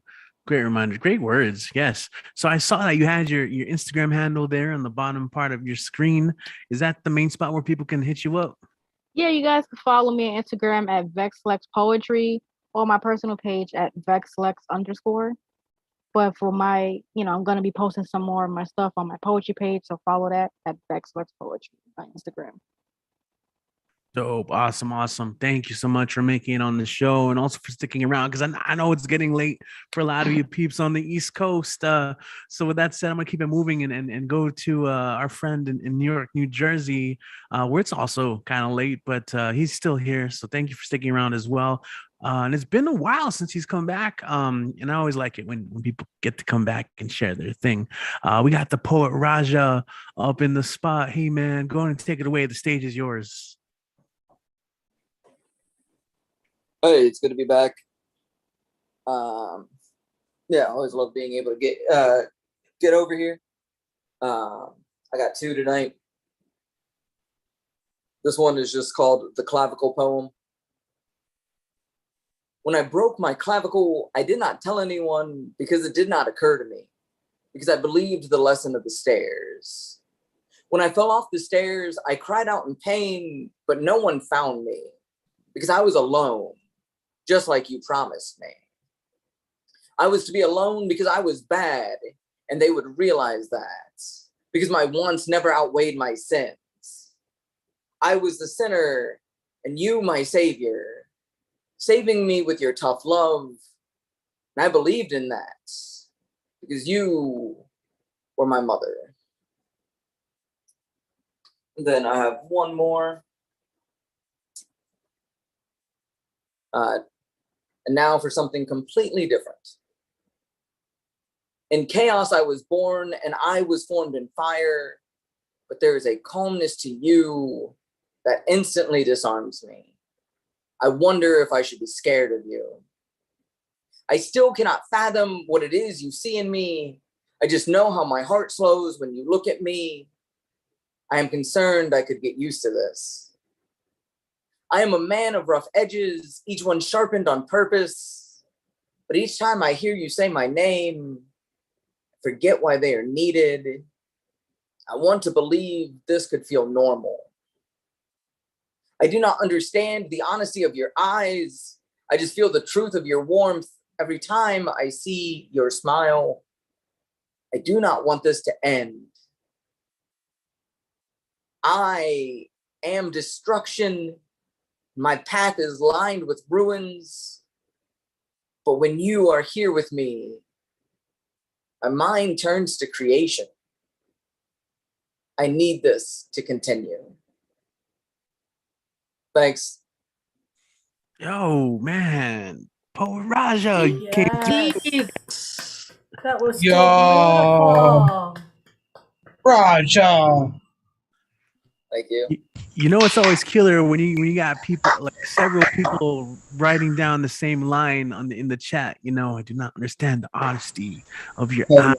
That means you grabbed onto a truth that all of us have experienced before and can relate, and we echo that. So appreciate you, man. I know you also have your Instagram handle too in the corner, right? Is that where mostly we can get you up? Yeah, the poet_Raja on Instagram. I'm trying to be a little bit more active. But yeah, that's where you can find me. Awesome, man. Yo, I'm always happy to have you back. You're welcome anytime. So thanks for coming through. I know it is late. All right, cool. We're going to go from New Jersey to EP, Chukotown. Our next performer is a regular. The blue background is an honor. It's cycling colors, but it just so happened to be blue as I'm introducing our next person. They are also published in our upcoming publication, Life in the Time, a collection of art and writing of the borderland during 2020. It's going to be re-released at the end of the month. We're going to have a show. Announcements coming soon, but right now let's go show some love for someone we love, the MVP, the MV Lee. Let's go and welcome Lee MS to the stage. Go ahead and take it away. Thank you. So I do have mostly new shit, so I'll start with this one. Are we ready yet to accept that the world is falling apart, or will we continue to hide in the endless drag of routines? Wake up, eat, get ready for work, go back to work, fucking work. Pretend you do not hear the world on fire underwater at odds with each other.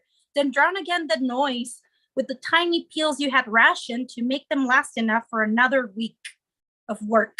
and fires and floods and wars and blood, and yet another way with which cisgender heterosexual men will continue to control the rest.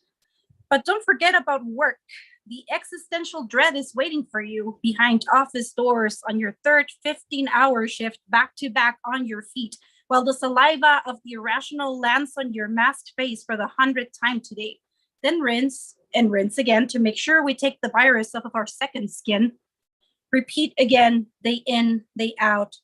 Are we ready yet to admit things are not looking great? It's fun. Then I have, here we go. This is called Tangle. And this is for my husband. We take the shape of the other, temporarily fusing mind and soul to feel what you feel, and I allow myself to feel. Lips like honey guide me towards our center, dripping love in the dry crevices of a body turned to ashes, then void. Teach me how to be soft around the edges and rough on just the right places. To touch without the unquiet afterthought, feel the flame shyly awakened by the casual tracing of fingers, tangle of limbs, the infinite gaze upon another, down to the other. Twin stars gaze down to the void, coaxing light out of its dark matter, and in turn, you ignite me across synapses, fusing our neural pathway, dendrites like tangled limbs and tangled hips, entangled lips, and tangled us for just a fraction, just because I want to feel what you feel, what I feel, what we feel when we unravel before the other. And then the last one, Spanish and then in English, this is called Tepeme Monamictlan. Me abro paso entre las rocas quienes se aferran a mi piel, empeñadas en quebrantar mi paso, sepultarme entre piedra y piedra, condenado a una eternidad de ser desarmado en pedazos, cada vez más pequeños de lo que fui. Me abro paso hacia las llanuras con la promesa del sol y su calidez, al llegar al otro lado, esperando mi llegada. He dejado partes mías atrás, un rastro de mí sobre peñascos y el sedimento, erosionadas por el paso del tiempo. Me abro paso por un sendero de esta tierra al rojo vivo, erupciones volcánicas que crean de este cuerpo rocas ígneas, cristalizaciones de quienes fui en ciertos tiempos. Recuerdos de las metamórficas etapas de cada día que viví. Me abro paso a lo que sigue. Itztepetl, esperando a cristalizar lo que fui en vida, despojarme de lo que queda del rastro mortal en mí. I make my way between the rocks that cling onto my skin, determined to break my step and bury me between stone and stone, condemned to an eternity of being taken apart by pieces, each time smaller and smaller parts of what I was once. I make my way to the plains with the promise of the sun and its warmth once I make it through, waiting for my arrival. I leave behind parts of me, a trail of the self over cliffs and the sediment eroded with the passage of time.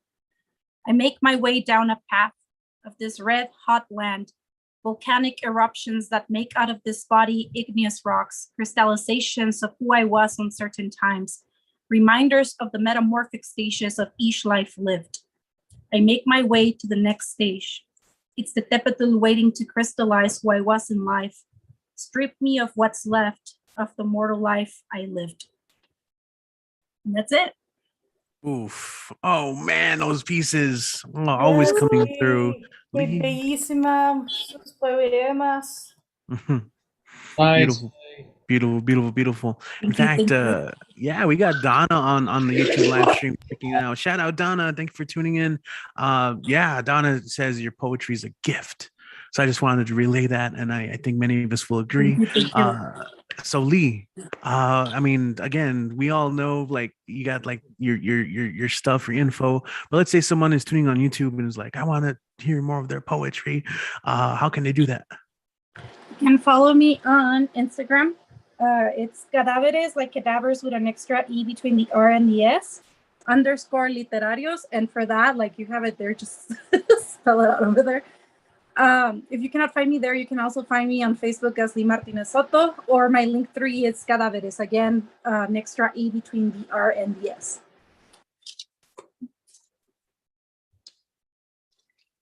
All right, awesome. Thank you for that. I always hate it like when you're not spotlighted and like I'm trying to mute, like it highlights me on like accidents. I'm like, no, get away, camera. Oh, wait, go to them. It's awkward. Anyway, yes, Lee, thank you so much. Follow if you're not already following. Shout out to Andres, who always supports online on YouTube. That's super cool. Always appreciate that. And a shout out to those tattoos you guys got recently. Super cool. I love it. Looks like some great work. All right. So again, to mitigate time and just keep things going, we're just going to introduce our next performer. He killed it last week as host. He's always welcome to come back, of course. He's also published in the upcoming Life in the Time anthology. You guys all know him. Guys, it's Mr. Monday Night. Let's go and welcome Kit Ren to the stage. Take it away, man. The mic is yours. The mic is mine. It's mine.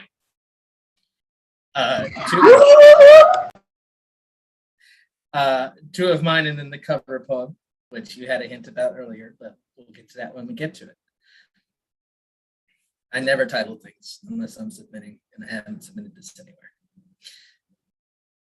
The eye of the poem is not I, but he often resembles me. The eye of the poem speaks in my diction and preoccupies himself with my concerns. I do not know if this makes him my employee or my son, or maybe a plant sprouted from a trimming. When they complain about their circumstances, I do not know if they do so with the helpless wail of a skinned knee or the veiled threat of unionization. When they fail in front of a live audience, sometimes I am vengeful and protective like a mother bear. Other times I am disappointed and grim and inform them that they have been reassigned. In a couple cases, let go altogether. A lovelorn eye has requested a meeting. He has a list of demands. He is much more handsome than I am, which makes his lovelornness inexplicable and cruel and artistically interesting. His first demand is just the word unfair in all capital letters. He is tired of being the Greek on the urn Keats saw, chasing and not catching, drinking but never drunk. He notes that I have no other poems in this emotional register. This is also unfair. This is too much pressure. And anyway, he thought that I hated Keats. I love Keats. I don't know where he got this idea. He wants a better ending. Poems never end, I say. He shrieks in frustration. Not another damn koan. I just want some fucking say in the things that I'm supposed to have done. It sounds reasonable. But plenty of actual people have the same complaint. This is supposed to be about them in the end, right? Not us. A poem isn't a way around or out of life. I lectured a lovelorn one.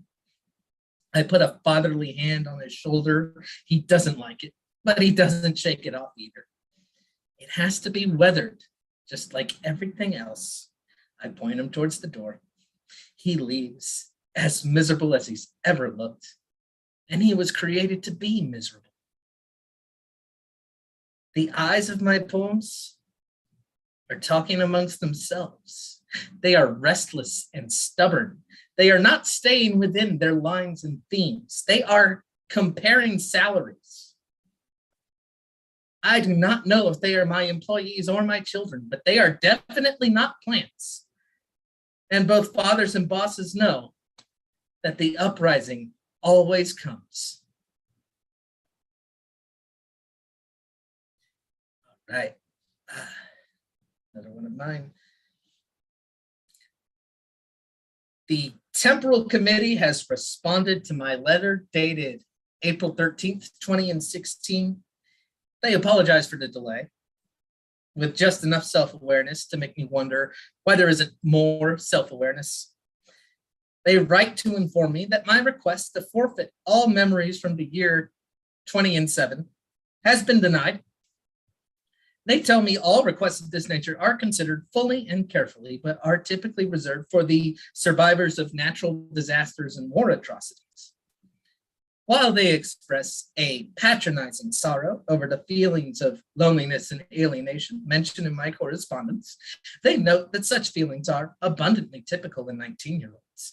They further note that such a process would be absolute, taking away not only the bad feelings, but the lessons of the bad feelings and the incidental joys. Their records show that I would be losing 5 crucial friendships, 2 terrible friendships that were useful warnings, a Sonic Youth concert I definitely can't get back, Thurston and Kim divorced, and that one baseball game which was disrupted by a swarm of midgets. Wouldn't I like to keep remembering watching that on a 12-inch television? They informed me of my rights to an appeal and have enclosed the appropriate forms. I am reflexively filling it in when I stop and reflect. I don't remember why 5 years ago I was dwelling in such a despondent way about an additional 9 years prior. The problem of memory seems to have fixed itself. I wonder why we all approved of the Temporal Committee and the Memory Bureau without much political pushback from either party. There was a rally or two. I went, mostly just to get out of the house. I marched a little bit just to be seen. The opposition was focused on its Orwellian potential, but the reality is less exciting and worse. They are unhelpful, opaque, combatively self-righteous, slower than cold honey. Let me speak to you plainly, friend. I don't need this shit. I can forget things on my own. And the cover poem, if you were here early, you saw a friend of the program up in the Allahan's Vale allude to this. I love their poetry and they like my voice and I also like my voice. And so we're trying to get like a recording thing done. We're on about take 3 at this point, but this is Will and Wildflowers by Vale Larkin. This is useful practice and y'all get to hear this excellent poem too. Will and Wildflowers by Vale Larkin. I built my strength from structure, struts and trusses, true and tried. I dug deep and bored anchors into bedrock, firm as I could find. I stood my frail form tall on my tower, casting my words windward. Rust and weather wait for no one. No storms, no nothing so clear and clean. The insidious damp, the slow workings of ice and water on stone and things seemingly solid. Time prying its wicked fingers into the cracks, tearing them wide and weeping. Remember how scant our matter between the voids. I can see bolts backing out as the wind thrums over them again and again, flirting them loose. The steel begins a gap-toothed grin where it corrodes.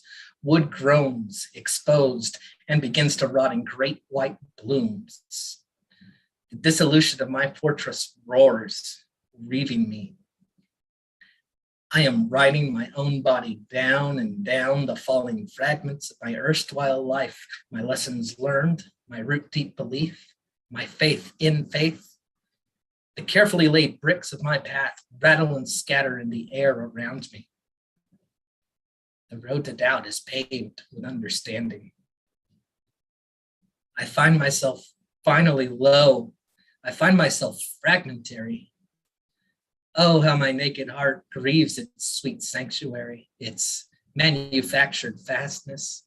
It lies in crushing ruin around and over me and through too, to be sure. It pierces me. I built an island of iron, so heavy and so fragile. I cannot reconstruct my strength, my hands shattered, my disjointed frame a mockery of function. I cannot rebuild, imagination failing fast as heartbeats. I am left to the air and the water and ground. I am unfolded. What is the structure of dreams, if not the self? I can feel the last glimmer fading, the final thought every nail rusted, the last denatured protein. I am dissolved. And so the silence grasps me, pulls me closer into some strange embracing mystery. Where do we go, free of the tyranny of knowledge? Darkness, warmth, the encompassing rhythm of the universe filling me. We are born to light slowly, lifting our faces to the sun in glorious gratitude. I am my own tower. I am my own roots. Broken and buried, my essence becomes itself. Roots now. Real roots, thready and growing, not concrete rods, green and reaching. My supple selves sway and follow every wild breeze, rushing over our vast and verdant multitude. I am all of these you see, and more. Every blossom blooms, and every leaf turns light to breath. Awesome. Nice. That's a Yes, nice piece. Kit. Well done.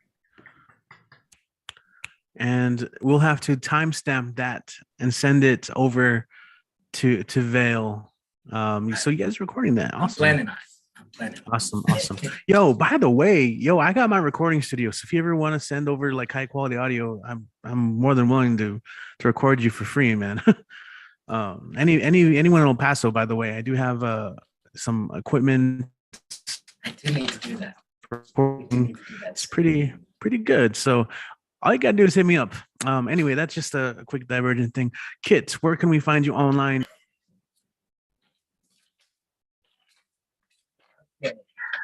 Sing along if you know the words.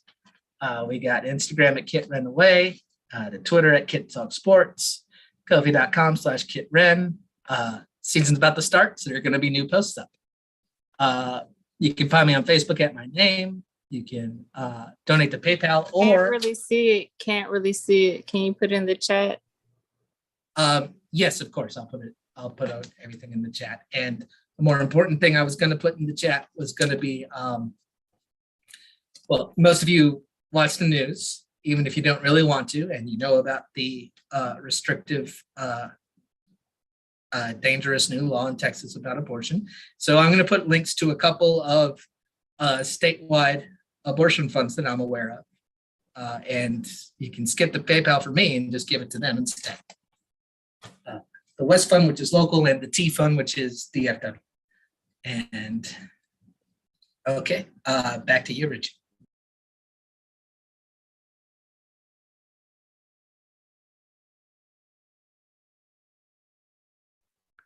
Okay, yeah. So sorry, my computer froze. I was like, no, you said back to me, and then everything froze. Yes, thank you for that, Kit. Yeah. So you're hearing the news out of Texas, all that. Like, not all of us are behind that. We're part of the fight. To keep changing. I don't know. It's crazy, but yeah, check out those links that Kit's sharing on the chat right now. I'll also make sure I got to add that to the YouTube list. Remind me, but let's go and keep it going. Bring it to LA. Yo, we got one of our favorite Chicano poets. We got Mr. Tessa Somok up next on the mic. How you doing, man? What's going on? As people like to say, class is now in session. Oh, you got a new background. Yeah, my niece did a new drawing and I just love it. She gave me some room to put some more stuff on there. She's doing the cover for my next book too, so. I hear you. You can't hear me? Can you hear me? It is a little low. How about now? It sounds good to me. Better. Yes, that's better. A little more would help, but that's better. Yeah, we can do like Bill Elkins and just overdrive it. Up to 11. Does that work better? Are you guys happy with that? Yeah, that works for me. All right, I have two pieces. I have one poem and then one something else for you, Richie. You ready? Go for it. This is titled Totalitarian Smirk. At the end of empire, in the graveyard of the roads paved with good intentions, the totalitarian and the strong henchmen recycle and self-inflict the tactics of post-war Europe, no longer frozen by the glaring demand for empty democracy, no longer paralyzed by the catastrophic end of American political ideology. The loss of the external enemies has triggered a reflexive refactoring of cannibalizing your own descent, lurching the tactics of COINTELPRO back on track, the wrong track. The new realm of vigilantism, attempting to replace the rule of law, creating the state of exception where they refuse to be bound by the law. The piracy and privateering sanctioned back in 1585 by the Elizabethan maritime expansion, rebirthed as the vigilante committees of the South in the 1830s to keep blacks and abolitionists from advocating against slavery. The Northerners found vigilantes committees for the hunt and pirating of fugitive slaves. On the West Coast, vigilante committees were formed on the Barbary Coast in 1851 to hijack slave ships for resale on Wall Street. At least 8 states have passed laws, so-called fetal heartbeat laws. Now Texas runs the federal courts, but it prohibits state government officials from enforcing the ban.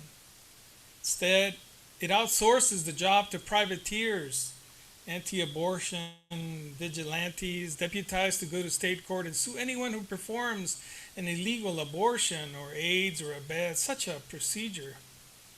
The purveyors of law and order find themselves with enemies, enmity, and the politics of realism that should adequately limit catastrophic conflicts. Instead, they birth a stillborn, ready for ideological irregular warfare. Today, the modern state is fielding an army of partisans, a racial guerrilla warfare, an irregular fighter not in uniform and not necessarily carrying weapons, departing from sanctioned statist regular forces. The politically engaged, mobile, demonstrating flexibility, speed, and the ability to switch from attack to retreat. The toleric, defensive, intention, too much mobility, and mobility dependent on a greater power. And the partisan is merely a tool of those in power. Are we ready to leave the enlightened and its rhetoric of emancipation behind? An enlightenment who doesn't really grasp its principles but acts as if it does for purely pragmatic reasons. The political totalitarian sarcastically mocks the ruling ideology while acting as if they're right, true, and just. They do while wearing a mask. They attack and knowingly tell lies while holding up a mask, seen at the press conferences as the totalitarian smirk. They no longer are innocent or naive. They know very well what they are doing, but they still are doing it. The cynicism is the answer of the ruling culture. It recognizes the distance between the ideological mask and reality, but it still finds reasons to retain the mask. Given this logic, upholding individuality, freedom, justice, and even rights by the ruling culture is cynical. They all don't really believe in these things, but act as if they do. And for this reason, they're all cynical. The model of cynical wisdom is to conceive probity, integrity as a superior form of dishonesty, as morals a supreme form of lying, and truth as the most effective form of a lie. The point is not to unmask ideology so as to see reality as it really is. Rather, the main point is to see how reality itself cannot reproduce itself without this so-called ideological mystification. The mask is not simply hiding the real state of things. The ideological distortion is written into its very essence. Thank you, Richie. That was a great PhD for you. You are honorary. You give you honorary PhD.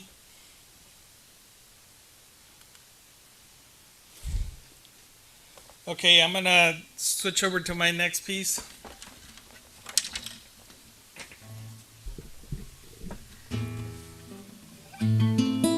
How's that sound?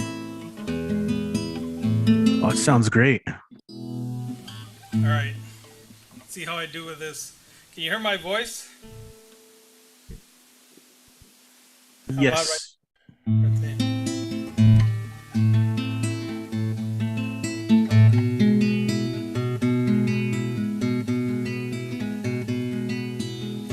Los pollitos pío, pío. Se los lleva el gavilán. Se los lleva el gavilán. Los pollitos pío, pío.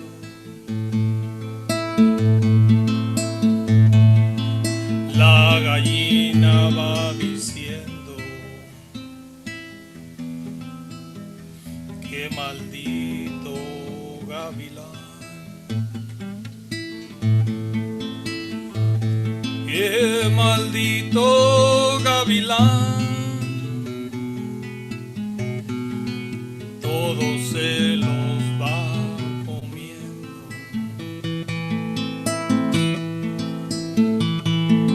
Anda Lázaro Patricio, tu sombrero anda volando. Por la calle andan diciendo que tu amor se está acabando. Hold on for a second. I forgot to scroll.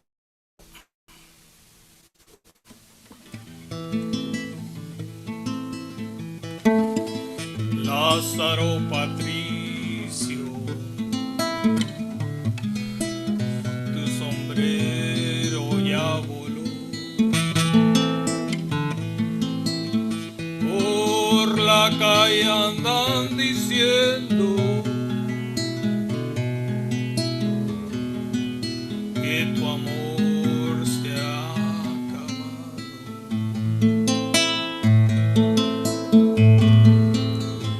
Yo a los pollos les aviso que salgan dos en dos, que salgan dos en dos. Yo a los pollos les aviso, porque van a hacer un guiso de pollitos en arroz. Yo a los pollos les aviso que salgan de dos en dos.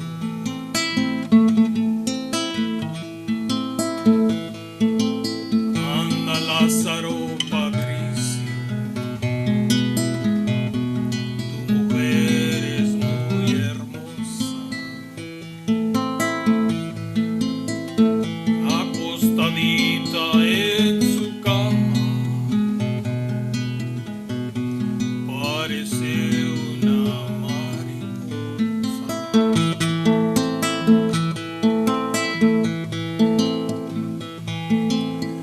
Lázaro Patricio, tu mujer es muy bonita, acostadita en su cama, parece una palomita.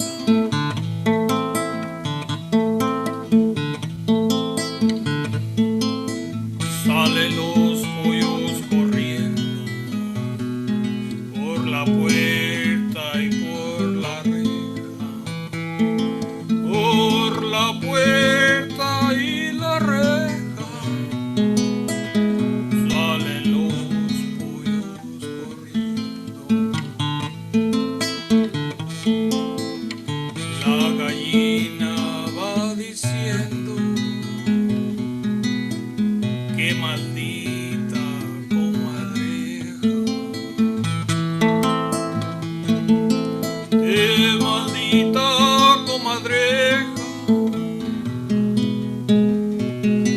Todos se los va comiendo.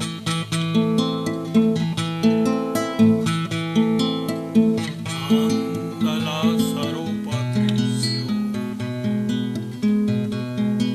tu mujer es muy hermosa, acostadita en su cama, parece una mariposa. Lázaro Patricio, tu mujer es muy bonita, acostadita en su cama, parece una palomita.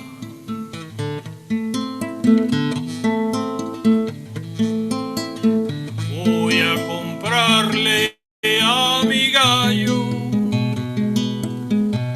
una gallina guinea,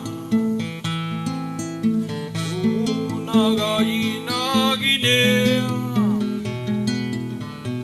Voy a comprar a mi gallo para que salgan los pollos buenos para la pelea. Voy a comprarle a mi gallo una gallina guinea.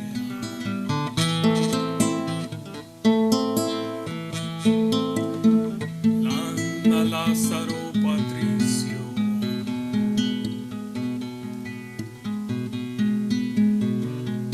tu sombrero anda volando,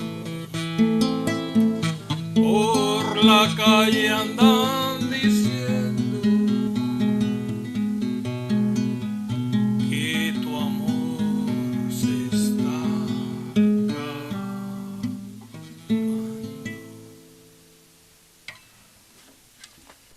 All right, man. Lots of love in the chat right now. Yeah. Oh man. That What was smooth. Woo! 10.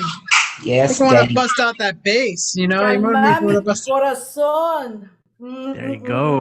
Yeah, all that noodling around and the after parties. Yo, it just show. Yeah, because you don't like it's a treat. We don't really get to see you play and perform and sing that often on here. So that's dope, man. Cool stuff. And also let's go back to your screen because you got all your info on there. Like you got your caches 2019. 19, and then folks can join the Pandemic Poets to keep up to date with all the open mics. There are lots of them going on, and then especially with the new year changing, we're gonna have to refactor and uncannibalize ourselves and find more open mics. Yeah, I mean, absolutely. And the good thing is that there are a bunch of different options. You know, all the people that do host, like Nick, and you got all those shows. You got all the Fincabulary shows, like The Word Is Right. Like, it's cool, you know. And here, of course, you guys are more than welcome to come through and do your thing. So, and really quick, one last thing. Yeah, I love the new artwork that you did. Looks nice. Yeah, thank you all. And I had a beatnik event, and it was really good. Only 4 poets, got 10 minutes, and I even got paid. So while Nick was drowning in hurricane, I was getting paid. Damn. And thankfully Nick's okay, and you guys are okay. Like, damn, like, you know, it was insane watching all that go down. But hopefully you and yours are all fine. You know, it's like, oh damn. It's always good to get paid for your work. You got to get paid for your work. You know, you've been doing this long enough. You know, it's one of the greatest feelings, greatest things in the world. Like, yes, there you go. Even it's nothing. So, all right, let's keep it going though, because speaking of Jersey, man, I don't know if I like that transition. We have Terry Rose in the house, iFunny's mom, and you're gonna kill it. You just do you, be you. You know, we're ready. So, Terry, go and take it away. Oh, you make my life so difficult. After that, I mean, I have to follow that. Okay. Well, I have some poems about some people who are no longer with us, and I started to read in Neuro, and I'm going to read a different one. I don't know which one to do first. Okay, Mandy. I gave you my sunglasses when you had none. We talked about boys. We spoke about discovering new joys off of the stuff. We planned your ways to sobriety, and you said it was too rough to be in recovery. You ran away. It was called AMA. God sent you back to us, giving you another chance not to be homeless, to learn how to love in this precarious life dance. This time you said it would be different, and we had hoped for the best, but your story turned out like all of the rest, who thought they could have it both ways. Those that did not see clearly through the haze. The last time I saw you, you were smiling, but you left your mother crying. Your family sent you away in the hopes that you would get better. You made your choice, as I write your story in this letter.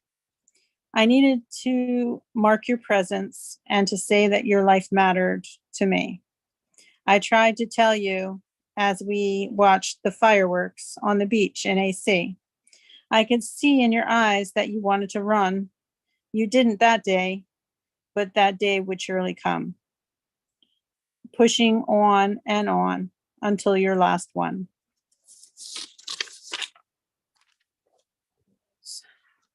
That was Mandy. I have another one called Melanie.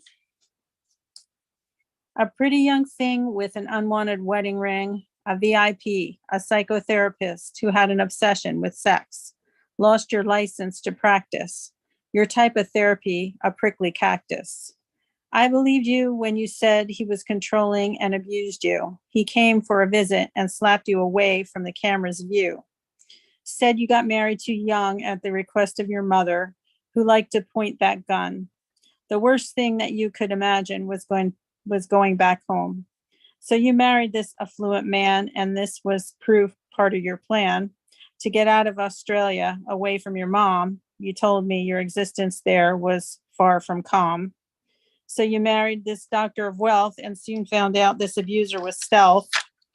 He put you in the hospital near death many times, explained away, believed by the doctors to be cray-cray. You were soon after moved to the USA, where you had no lifelines there, no friends to hear your screams or care. After your first attempt to escape the pain, he beat you all the harder so you would not know, so that you would know not to do that again. We shared our similarities and plotted the impossible mission. You knew that I was familiar with the vision. Even though my past did not equal the gravity of yours, you told me you had no way out of this through ordinary doors. The call came late one night. You could barely get the words out to tell me your plight. Your plan was to die, but you changed your mind at the last minute. Your cry for help came too late because you were already too far in it. One more. Whoa, Yeah. whoa. It's a barrage of, yeah. I mean, yeah. Are you all right, or should I stop? No, Go I for was it. just trying Go to for it. Go add for it. emphasis. That's it. Go ahead. There's one more. Dominic. The people in charge made matters worse by messing up and following with curses. How dare they question your masculinity? How dare they let you be assaulted while you were sleeping? And when you awoke from this haze, you didn't know what happened. If I had my way at the time, I would have slapped the faces of those that did not see what they had done. You came here for healing and you got none. They didn't see your value. They didn't see your worth. You left this earth. I pray I will get to see you again to tell you the truth. I want to tell you that you were loved and so much more than they ever gave you credit for. Your life had just begun, and you never knew that you were so much more than just a preacher's son.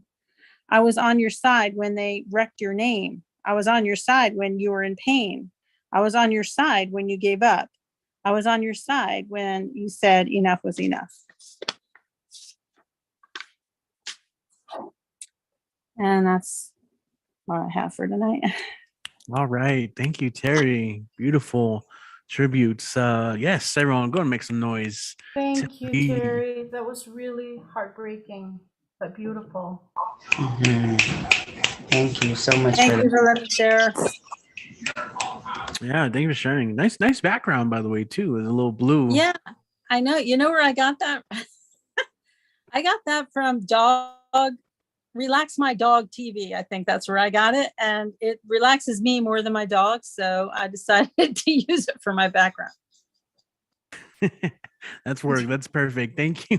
And, channel, Terry. relax. That's a new website. Relaxmydogs.com. Awesome. I'm gonna try that.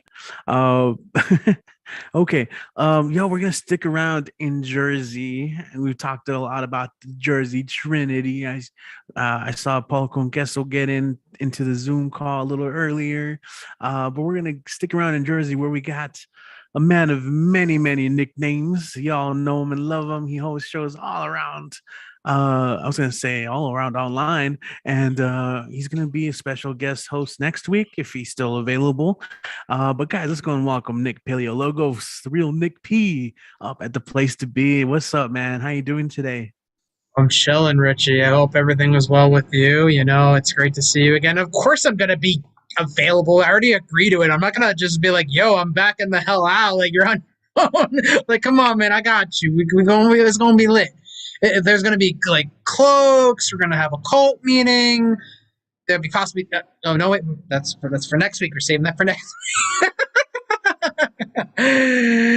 Anywho, I'm gonna do. I'm gonna do 3 pieces, 2 of mine and 1 cover. Since we're talking about nicknames, I'm gonna actually give you my updated nicknames poem. So I'm gonna start with this one a little bit later.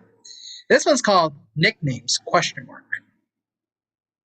My name is Nick Paleologos, aka Nick P, aka Paleologos from Coast to Coast, aka P. Close out after me, aka the cult leader, aka the real Nick Sings, Charlie Day Paleologos, cultivator of culture, Nick the rockstar, Nick Paleo Athos, Nick Paleo Ethos, Nick Paleo Bro, Nick Paleo Host, Paleo Toto, Paleo Cosmos, Sassia Logos, Paleo Busy Logos, the Nick Paleo Legend, Nick the Jersey Devil, Nicky 2 times, Nick Paleo Locks, Nick Prada Logos, Nick the Ripper, DJ Logos, a Nick of Like, Paleo Clone, Nick at Night, Nick Paleo Toto, Nick Kitty Cat P, Nick Kitty Cat Patty Whack, Paleo Logos, Charlie F Baby, and the F is for Philosopher, Real Shit, Little Tuna Can, Char the Man Dur, Nicky Two Eyes, Nicky P Baby, and the P is for Philosopher, Char Squizzle, Char Diesel Baby, Char Griller, New Jersey Jesus, Jersey Jesus,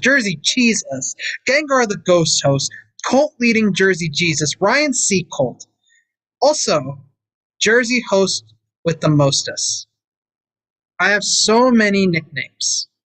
My favorites are friend and brother. That's a litany of all the nicknames I have received, so I'm just compiling that up. So the second one I have for you, I finally have a title for this one, is called My Home. 6th Avenue. 16 steps to the end of the block. 16 steps towards the next town. 6 steps in the house, you will hit the kitchen. 6 steps to the backyard, I have turned robotic. Ignore all the hellos, all the farewells. I take 6 steps, and another 6 steps I have walked upon the outside. My room is a mess. What else did you expect from a creative? My house is broken memories where my bed sleeps without me. I don't sleep on clouds, I sleep on broken bottles. I do have a car where I retreat to a different home. One day, I will have my own haven, my own home. I can call my own.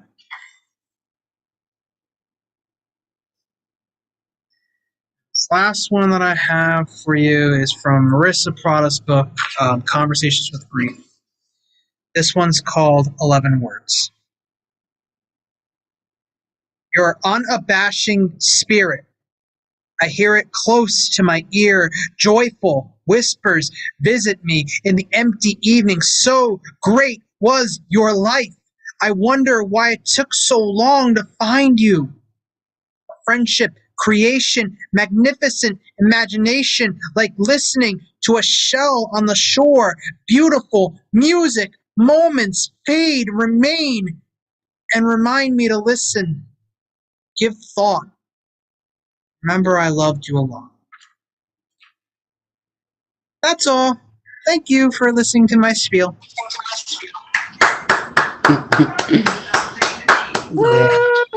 Damn it. That was man. Way to go, brother Nick. Yes. Way to go, Nick. Nick Park.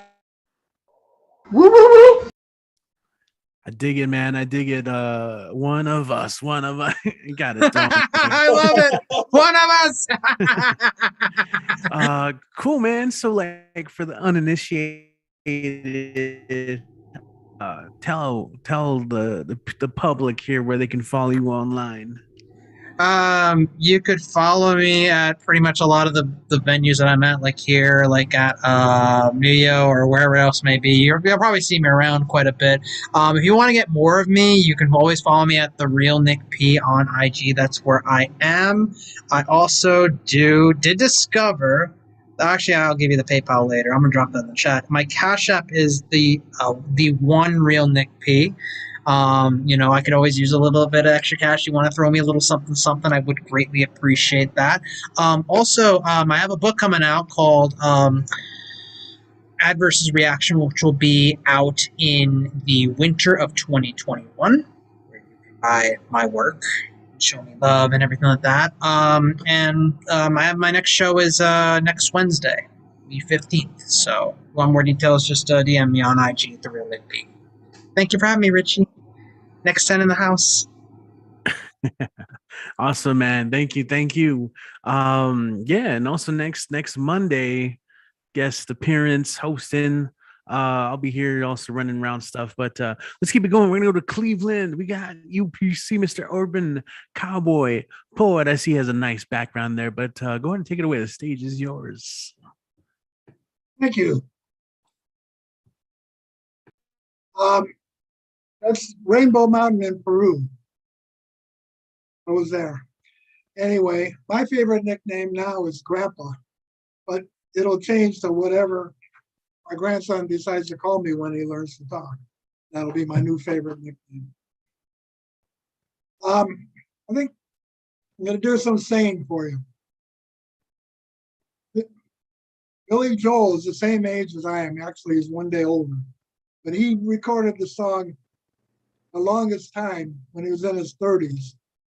And I think he knows by now that no man in his 30s can have the slightest concept of the longest time. So I wrote my version for the same man, singing to the same woman 50 or 60 years later. Oh, oh, oh, for the longest time. Oh, oh, for the longest. If you said goodbye to me today, I might say, who are you anyway? But what can I do? Sometimes I forget my name too. I've not been all there for the longest time. I get lost on walks that I go on. Maybe you'll be sorry when I'm gone. I get weird glances. I forget to zip my pantses. I haven't zipped them for the longest time. Oh, oh, for the longest time. Oh, oh, for the longest. Stop the voice I'm hearing in my head. It's a miracle that I'm not dead. Oh, how I need you. I hope you've needed me too. I've not been all there for the longest time. How much longer I'll go on? I think I'm all right, but I could be wrong. Maybe I shouldn't be driving my car, but I've come this far, and that's more than I hoped for. Once I wished my impotence was gone. With Viagra, happiness goes on. Before the blue pill, I tried to make it work with sheer will. That hasn't happened for the longest time. Keeping me alive is an art, an implant device holds on to my heart. I know you're the woman that I wed when I take my meds, and that's all I can hope for. I don't care for all the gifts you bring. I feel like a fool when I lose things. My memory's so bad, but I will always know that we have loved each other for the longest time. Whoa, whoa, for the longest time. Thank you very much. Woo! Yes, Urban excellent. Cowboy Poet. Nice. That was dope. As La Bruja called it, dementia dua. Woohoo! Oh, that's great. Billy Joel never sounded better. Yeah, I remember you've shared this one before. I loved it. I did once before here, but I did it again. Excellent. Cool. Thank you so much for sharing. Different people come on all the time, so I don't write that much, so I recycle something. Yeah, no, for sure. No, and yeah, we always have a new audience too on our YouTube channel too, so it's always really great. You can go back and check out the archives, kid timestamps and everything. Thank you. Was that it, Greg, or did you have more, or did you want to like share your website, your YouTube channel, all that good stuff? Urban Cowboy Poetry on YouTube, Facebook. Before I had all that, I had a website with the text, and I'm going to put that back up because people wanting to read my poems too. Tell you when, but I don't know when. we'll keep aware. We'll keep in touch with you on that. All right. Cool. Thank you so much for making it on. Thanks for sharing that once again. Okay, cool. We did have a couple people. Like I said, it gets late. One of the challenges of doing this show, especially kind of set more in mountain time, is that we're trying to get everyone on, and so I know a couple people had to like kind of leave because it's getting late. For example, let's see, we did have Julian next, but he did have to leave. But shout out to Julian, all the love. Like we'll get him on next time as well. Let's see, roll call. Letty Solis in the house. Let me see. Let me double check. I do not see. Do we have Letty? What did I say? Like, no, I don't think so. Out of Seattle. Yeah, this is the latest Mike Singler's ever been here. Yo, stick around and it's kind of cool. We still get Maddie Mais up in a little bit, hopefully, because we got people. So I don't think Letty's here. So hopefully next time. Okay, Finn Bell. Yes, awesome. Also, West Coast, all love, Fincabulary. We just all love what you do, and your work is amazing. So it's great when you do get to share. Finn Bell, what's up? How you doing tonight? Okay, I was a little surprised. There's no Julian. No, he did have to leave. Yeah, a little early. He messaged me. Yeah, but okay. You'll try next week. Fast track, I guess. I guess I'm sort of prepared. Okay, so I'm gonna reprise something I did before. Yikes. Okay, let's do this. Let's turn off my fan. Okay, I'm ready, I think. Yeah, okay. Oh boy. Hands touch, eyes meet, sudden silence, sudden heat, hearts leap in a giddy whirl. He could be that boy, but I'm not that girl. Don't dream too far. Don't lose sight of who you are. don't remember that rush of joy. He could be that boy. I'm not that girl. I'm not her, your sky, her star affixed. That's not me. That's not me. I will carry the dark. I'm not her. I'm not her. Lady sun stirs. That's not me. That's not me. Taste of chili lime. I'm not her. I'm not her. Wrathful, I lash out. That's not me. That's not me. Alpha, Omega. I'm not her. I'm not her guide, but no pole star. That's not me. That's not me. Miles cold, my soul fused. I'm not her. I'm not her. The mirror cloudy. That's not me. That's not me. Now 6 feet below. I'm not her. I'm not her. Your breath held ransom. That's not me. That's not me. I should let go now. I'm not her. I'm not her. Love's clever trickster. That's not me. That's not me. Earth mama nurtures. I'm not her. I'm not her. In me, no eons. That's not me. That's not me. Forever star-crossed. I'm not her.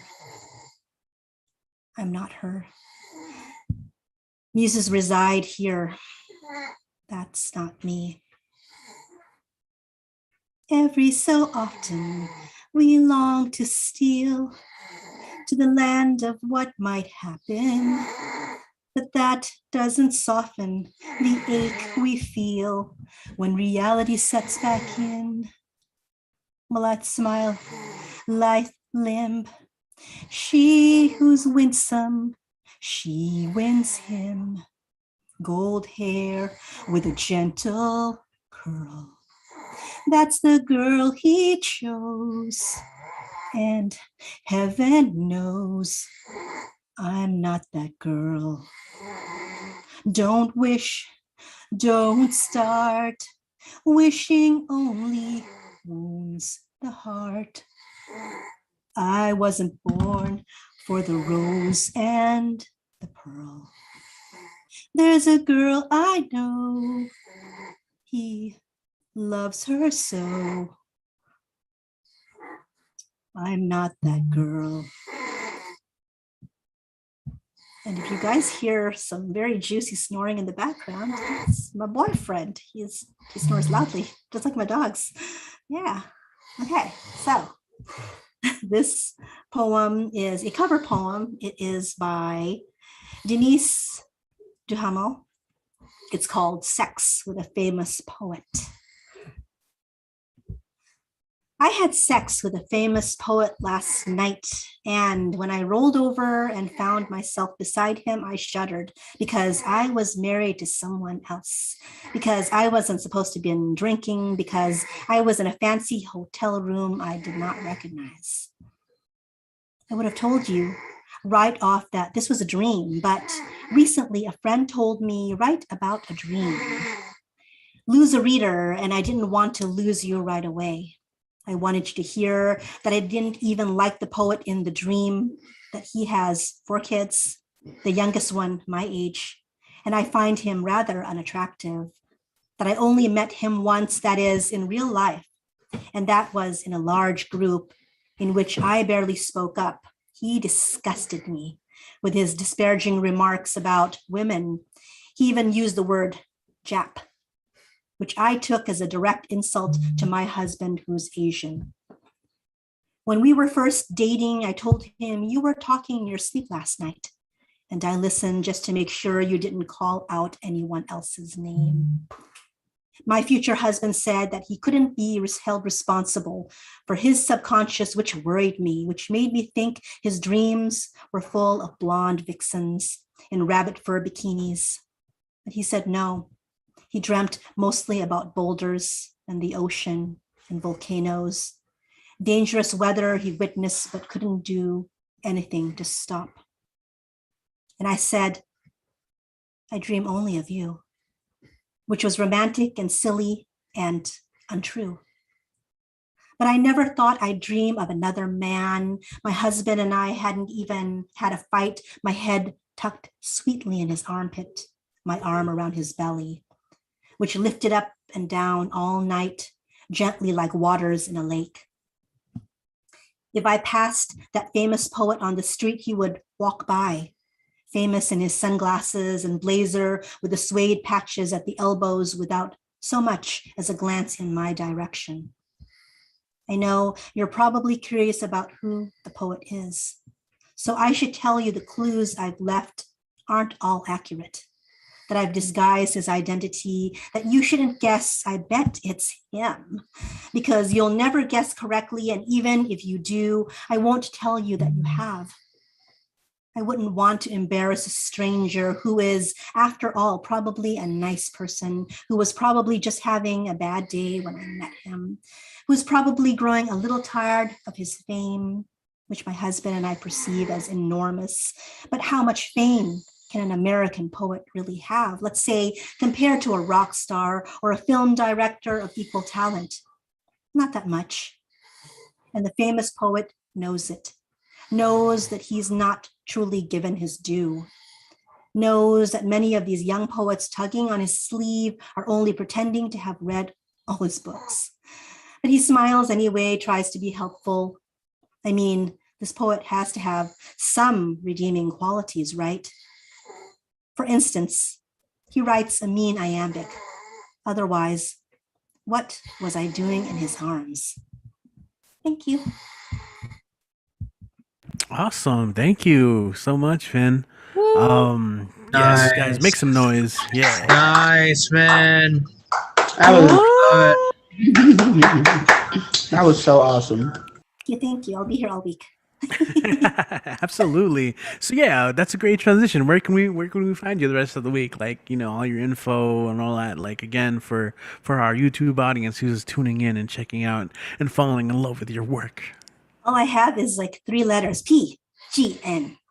PGN. Everybody follow on all social media, Poetry Global Network, because good things are coming up. Bam, bam. I love that ending. Bam, bam. I also remember Emerald Lagashi. Was it bam? Just throwing on like the double heaping of it. All right, yo, thank you, Finn. Fincabulary. Yo, check out PGN as well, Poetry Global Network on YouTube. Go subscribe if you haven't already.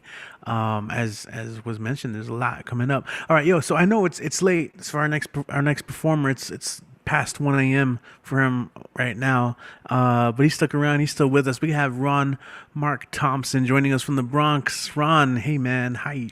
Good. I'm glad you stuck around, man. Go and take the stage. Do your thing. Thank you. And you know what? I have to admit, I just got back to the computer and I kept hearing Finn saying, "It's not me. It's not me." And I'm like, is she referring to the snoring? It's like, it's not me. It's like, I'm like, half of like, I'm like, oh my goodness, that was so funny, but it was a serious poem, so thank you, Richie. Yes, it's already Tuesday on the East Coast here, but I think where you are, it's still Labor Day, so I hope you don't mind. My poem is about Labor Day, and it's my opinion. Not everybody may agree, but this is what I wrote about Labor Day. It's Labor Day on a Monday, a holiday. The sun shined today, but the day was a bit gray. You see, labor is treated unequally in our country, in our very lands. The hardworking people don't get paid fairly, even when they work with their hands. In contrast, politicians quarrel and bicker and waste our money. They almost do nothing for me, for us. yet reap all the benefits and the honey. Or stockbrokers on Wall Street who determine the fate of our finances and retirement accounts. They earn way too many millions, way too many dollar amounts. But how about nurses, teachers, janitors, store clerks, and delivery women and men? They were the ones who powered through us through the pandemic every day, again and again. Yet their salaries hardly pay for their own food or rent. Their work's income, unfortunately, make very little dent. They are the real laborers, along with many other hardworking people from coast to coast. They should earn the same as a senator or an investor at the most. Society and government does not appear to appreciate their contributions, yet they are what keeps us alive. They always have solutions. So on this Labor Day, I salute the bus drivers and train conductors who drove me close to my COVID-19 vaccine appointments, both for the first and second dose. To the farmers and food workers who ensured last year we didn't run out of food. They got me through quarantine. I give them my gratitude. To the network and IT technicians who kept running the internet and cables under the ground. I was able to stay alive via meeting my friends and fellow open micers in Zoom year-round. To the companies and employees who brought oil to my building's boiler through every storm. Thanks to you, my pandemic indoor living through last winter kept me warm. To the scientists who investigated the virus and put the saving liquid into a shot. You gave us back our lives, our health, our daily lives, our outdoor spot. My happy Labor Day wishes go to all the people who every day work hard. You're efficient, you're skillful. I give you my best regard. Keep working, I appreciate you, and I believe society soon will pay what you deserve, what you are worth. Your efforts and work you do for us will eventually be compensated here on earth. Let us celebrate our real Labor Day, laborers working for us on Labor Day. They always give us a sunny day, even when it appears to look gray. The end. Beautifully said. Yes. That was really, really great, Ron. Thanks so much. I like that, Ron. That was really good. That was fucking great. Well penned. Mm-hmm. Thank you. Yes, a great reminder too of all the people who the unsung heroes. So yes, everyone who's been part of that. Ron, thank you so much. Before we go on to the next person, please share your social media or ways in which we can contact you and your shows, all the good stuff you have going on. Thank you so much. And first, I have to apologize. I stumbled over some words, but I'm seriously half asleep, so I'm almost going to do what we heard in the background with Finn Bell, but I'm going to stick around for another 10 or 15 minutes because I like who's coming up next on the list. You can find me at Ron Mark Thompson, Facebook, Twitter and Instagram, and my organization, Bronx Art and Fun Hub, also at BXAFH on Facebook, Instagram, Twitter. I do online programs every Thursday of every week, except this week I'm doing 2 programs. There is going to be a photography showcase on Zoom on Thursday evening. I have 6 photographers who will showcase their photography. And on Friday, I will co-host a special ekphrastic poetry and prose with Marissa Prada, who everyone knows here, and we're gonna highlight on the eve of September 11, which is Friday, September 10th.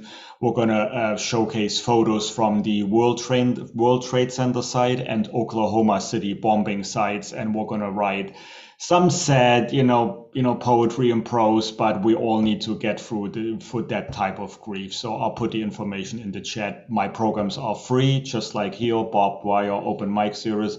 Thank you so much, Richie. I'm amazed, you're getting more and more popular. I remember when I first started attending several months ago, your list was short and you ended like after 2 hours, and now it's like, everybody wants to perform. So I'm so happy for you, and I'll keep coming back whenever I can make it. Thank you, Richie. Yes, appreciate it. Thank you so much, Ron. Yeah, we're trying really hard to get people on, but also accommodate for everyone, because I know we do have a lot of people that try and stick around as long as they can, but it's a work in progress. We're trying. All right, so we're gonna go ahead and go to Storm Lake, Iowa. We got Mr. Matty Mais in the house. Matthew Marroquin, what is up, man? Are you still with us? I want to make sure you're still awake and everything. How you doing? Hopefully, hold on, I gotta check on you. Matt. Oh, Maddie. Wait, is he still? Is he Hey, still? Newsy! I just like yell out his name. Matthew. Just came back. There you are. Oh, Maddie. What's up, man? You just have to call him Newsy when he shows up. There you go. It's only what I only respond to now. All right, man. Yeah, go ahead and take it away. My goodness. Yeah, I was like on a call, so I said BRB in the chat, and like obviously, yeah, no one saw, but it's fine. I'm back. Anyways, I'm gonna read from this book that Paul got at some at some thrift store, and then I saw, and I read like a couple poems. I'm like, this is the best thing ever. So I bought it too. And yeah, Tesoro by Jessica Salgado. I'm gonna read a piece from it that I barely like started it. Like, look, I'm not very far in, but this is like my favorite piece so far in the beginning, in the first 11 pages. It's titled Mommy's Cooking. Mommy says that every house should always have a pot of frijoles. Mommy says that good pupusas aren't only about the ingredients, but also about how round they are. That every cup of coffee needs pan dulce. An egg, queso fresco, and a tortilla can be a meal. The chicken needs more tomato sauce. She needs to bake something to warm up the house. Banana bread, because the bananas are going bad. Keeps the stale rolls in the freezer to make bread pudding later. Mommy says the cousins are coming over and need feeding. The neighbor brought over carne asada, and she has to cook something to return with their plate. Asks if I'm ready for dinner. Says, try this. Take a little bite. I put some away from you. I put some away for you. Mommy and her small kitchen. The rattle of her dishes. Her heavy pans, her smile as we eat and say, que rico. Her dancing eyes when we ask for more. Mommy and the way she feeds us and us and her never-ending hearts. Come taste this. I saved you some. Do you want me to pour it in a bowl? I was waiting for you. Great piece. I just hit. Also, I can't make Eso round pupusas. fuego. Fire. Maddie, Like, gracias yes. para leer eso. Yes. I can't make round pupusas for the life of me. I'm sorry, but like I can't.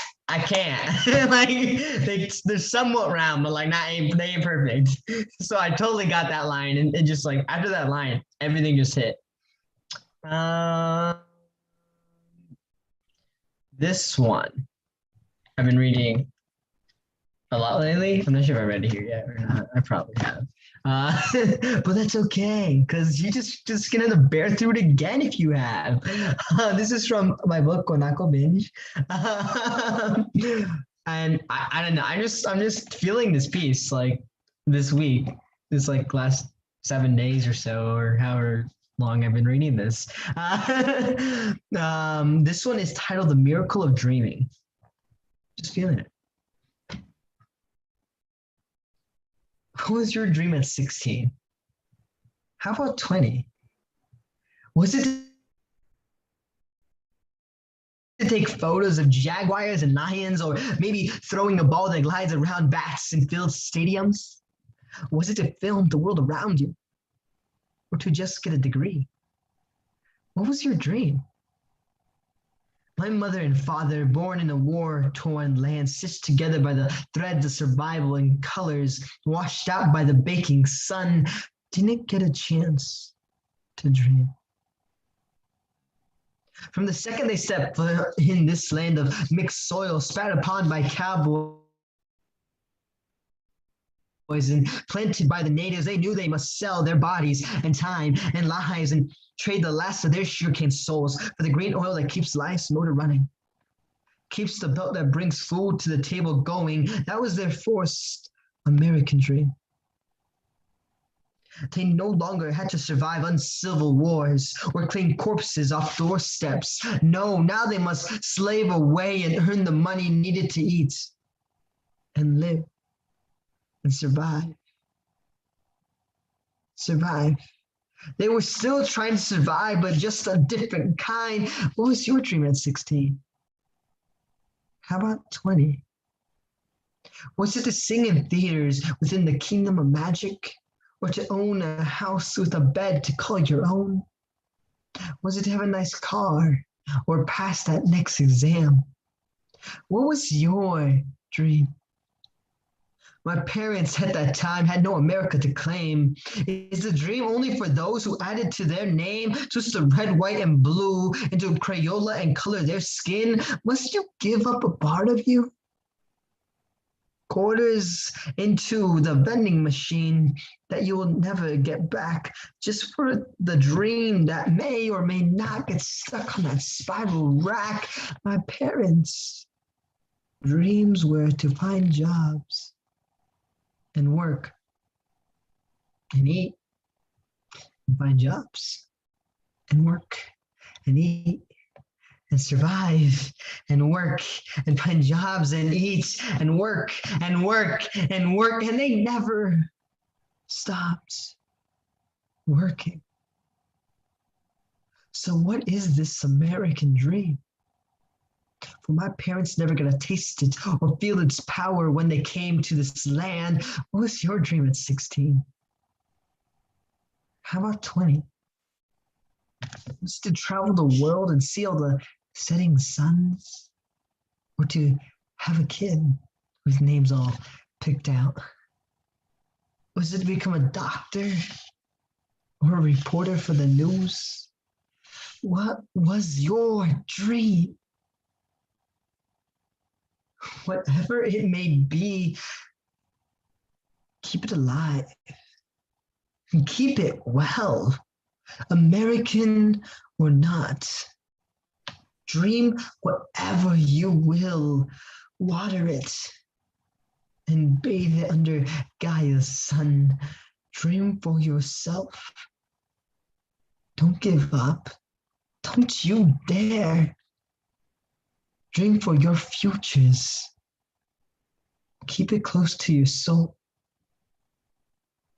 Dream for my parents who had none to share. Thank you. Yeah, I totally might have performed that last week, but you know, it's fine because you're gonna enjoy it. And if you didn't enjoy it, just pretend you enjoyed it. For my This is great, man. That's all I got. Follow me, Matthew Marroquin on Facebook. Vida_Marroquin. That's VIDA. You know, the underscore, and my last name. You know, on Instagram. You catch me there. Yay, And for those buddy. here, I'm gonna put the link tree in the chat. Thank you. Put the link tree in the chat. I loved it. You had a little bit of like a little thing going on there. Thank you so much, man. Glad you were here with us. We got a couple more peeps left. Thanks for sticking around with us all night. Again, this will be on YouTube, so it's archived. It's a published event. You guys, you know, it's nothing without you guys, the community. So we're gonna go back to El Paso, and in fact, I believe I've said it before. We've been doing this for well over a year. We started this in April of 2020. Took a little bit of time to get started, just because like we wanted to fill it out, you know, the whole online thing. And it was the worst thing because it was like during Poetry Month where there's so many events, and so. Once I finally got it together, I'm like, okay, we're gonna do it online open mic. I think the first show we did is not online. It was like a special event, and I believe our next performer was part of that one. If not that one, it was the following. But he's back. He's gonna share some poetry when he signed up. So we have Wizzy Get 'em out of El Paso, Texas. He's got a cool background, and he's always doing really cool shows when we perform in person, and he does like Instagram lives. All right, Wizzy, go and take it away, man. Show them what you're about. What's up? Yo, hello, how's it going? My name is Wizzy Get 'em. This is like my second virtual open mic. I normally go to the other open mics, you know, and go crazy. As Richard said, I've been in like I've hopped on.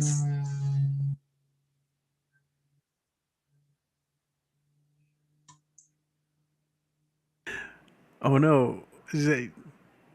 Okay. Okay.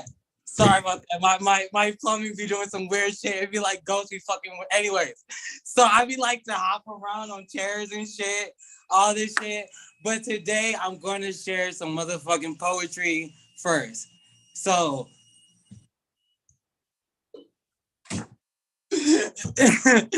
the first poem I'm gonna do is called "Age Ain't Just a Number." Dear young, beautiful women, there's this question that's been on the back of my head, like a text message unread, so it has to be said. And I do apologize if I offend, but how fucking old are you? I ask this because I know you're grown, but you're still young. That type of young that's young and fun, still can possibly be young and dumb. Please tell me you're old enough to at least get drunk. If not, we gotta change some stuff. AKA, I have to go. I'm sorry, but I don't want anyone who hasn't known what's it like to have to show your family you cannot last on your own because your bills are late, your money ain't great, so you have to ask for a loan. I need someone with experience. I need someone who has worked their ass to get the cash, pay the bills. Next month went so fast they got furious. I need someone who has been through hell, yet turned out well, taking some L's, multiply fell, excuse my language, but is that bitch, period. Can't you tell? I need someone with experience. Because age ain't just a fucking number. If that number could give me a number of years, slumber with peers, in a cell huddle with weirds, I love the gays, and I'm not gay, but I have to say pause with a straight face that I have a fat ass. And I naturally switch when I walk. So if my ass goes to jail, can't bail, and I walk it how I talk it, they're gonna pray that I'm quit. Leave my ass alone. All I ask is you keep it real, because I don't want my ass to have to sign criminal deals and eat criminal meals just because you wanted to ride on my mystical wheel. So again, I ask this, and please be honest, how old are you? And that is my poem. And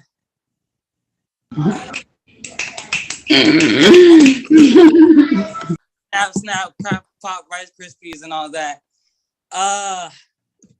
Dang, the second one, I'm just gonna be what I'm not. Who's Wizzy Get 'em? If I'm not Wizzy Get 'em, I just go wild and whatnot. So this next one's gonna be a song I normally do this song a lot. If you don't know, I'm a musician. Normally, I have hundreds of songs out. But this is unreleased, but this is probably one of my favorite songs. If you haven't heard it already, you're gonna hear it now. Yeah, you know, every time I look in the mirror, I'm like, damn, I'm really that nigga, huh? Yeah. I know I'm not perfection. I really love my reflection.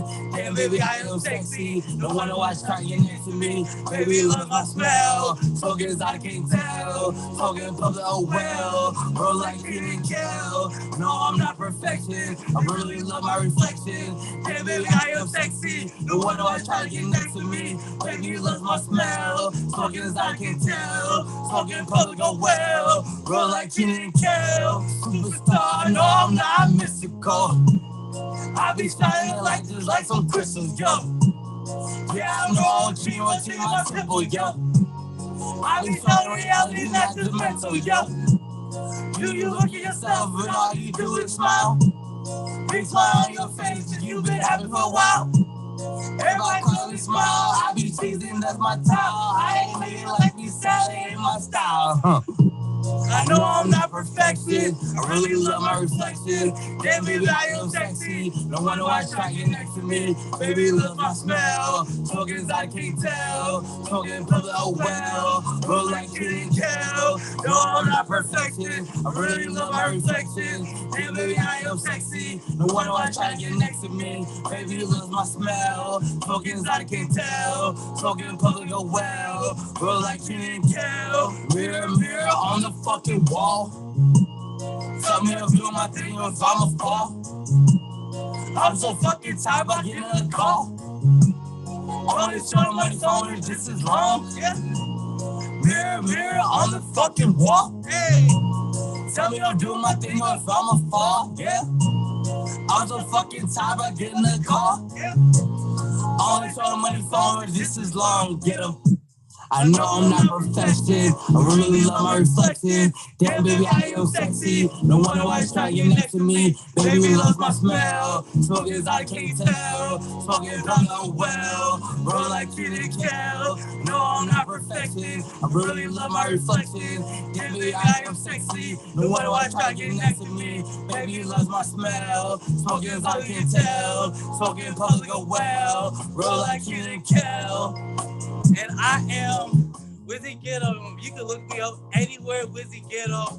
Twitter, Instagram, Snapchat, YouTube, Apple Music, Spotify, Tidal, Google Play, Pandora, PlayStation, whatever you fucking want. I'm just everywhere. So that's my shit. Thank you. One of us. One of us. One of us.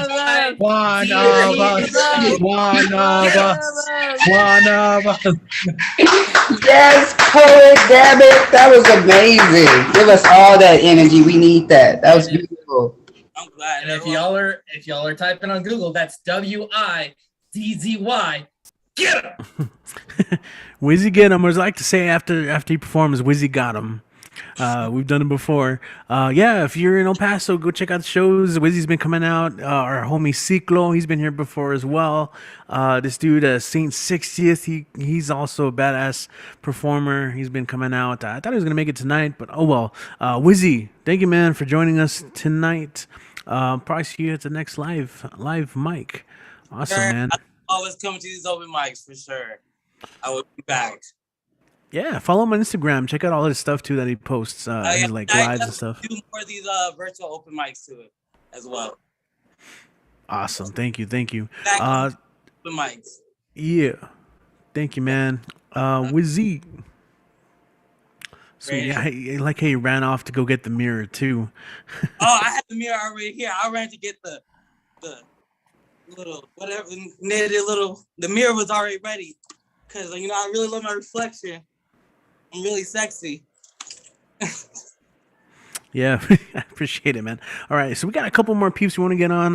We're gonna go from El Paso to Baltimore. We have Soling Speaks, who showed up, is gonna share a couple pieces. So let's go and get him on.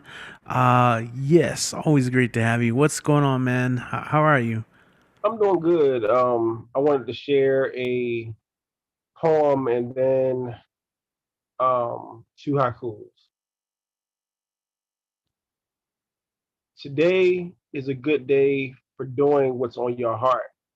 Tomorrow is never promised. All we have is now.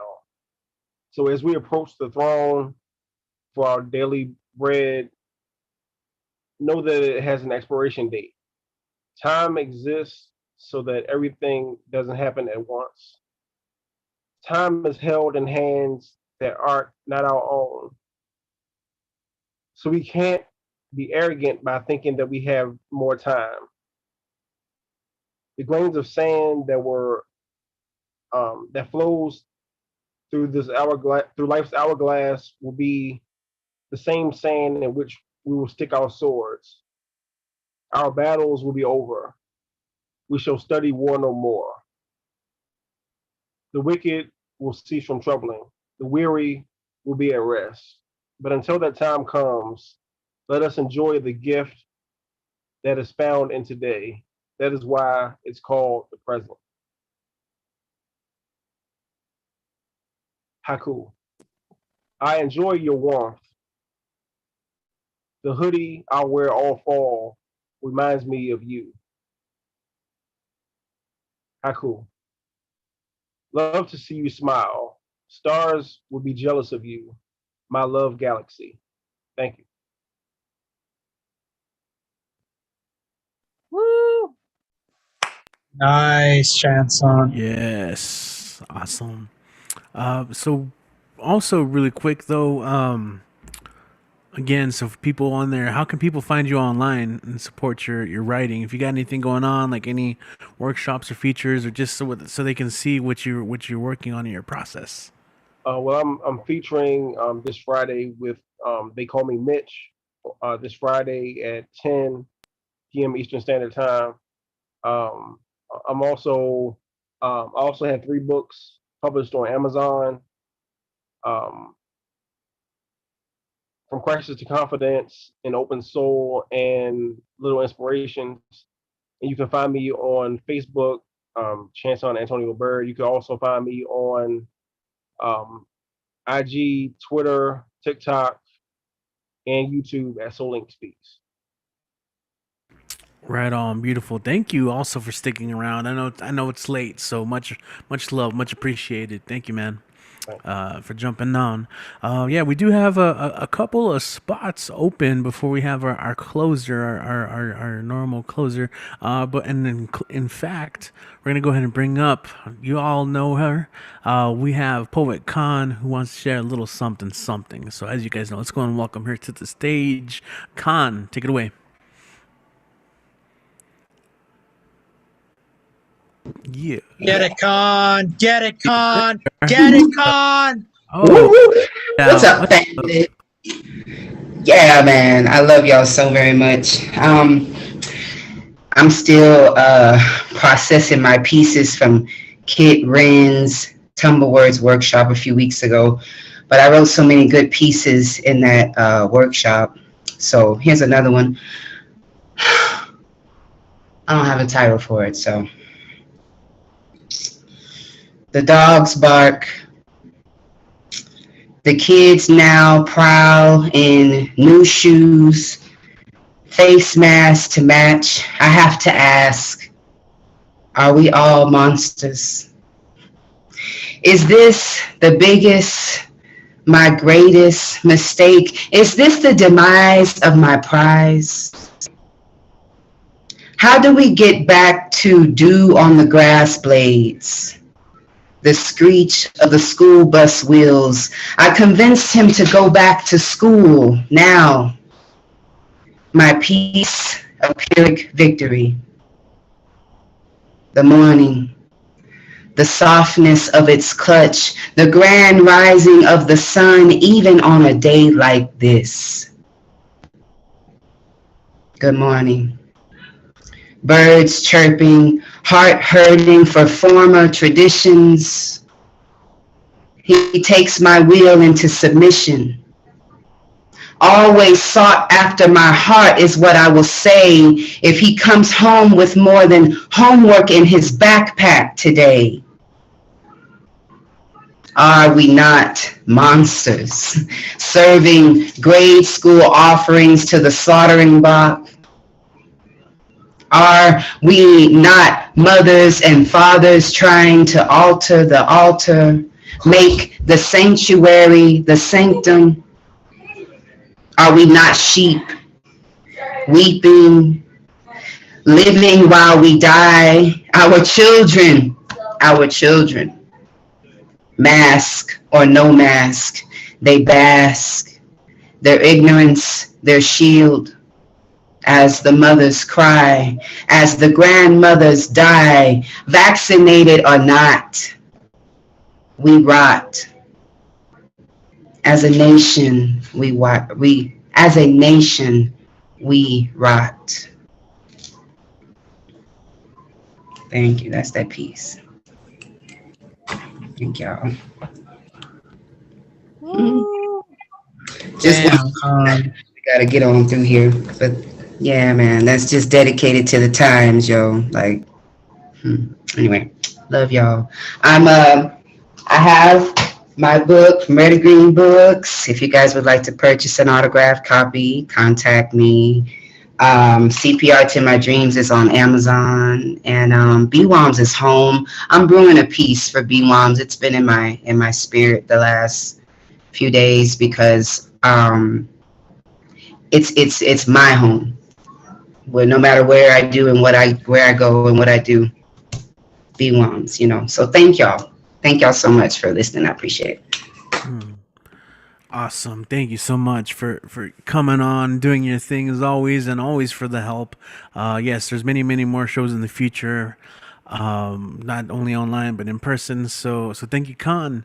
Sweet. So let me see. I'm taking a look at the list. I wrote down everyone who's on. I do want to give a shout out to a couple people who had to leave. You know, again, Julian out of Malaysia.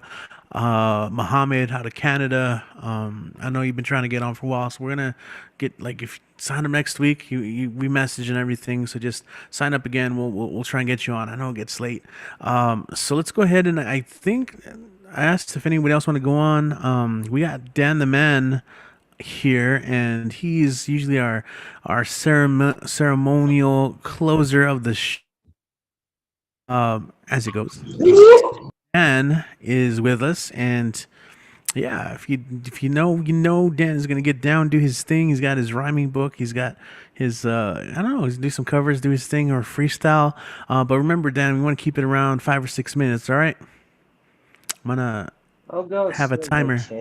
You good? Yeah. All right, guys, let's go and welcome next up to the mic, Mr. Dan the Man. Okay. All right, how's everybody doing tonight? Click. Well, since this is September, yep. According to Green Day, Wake Me Up When September Ends.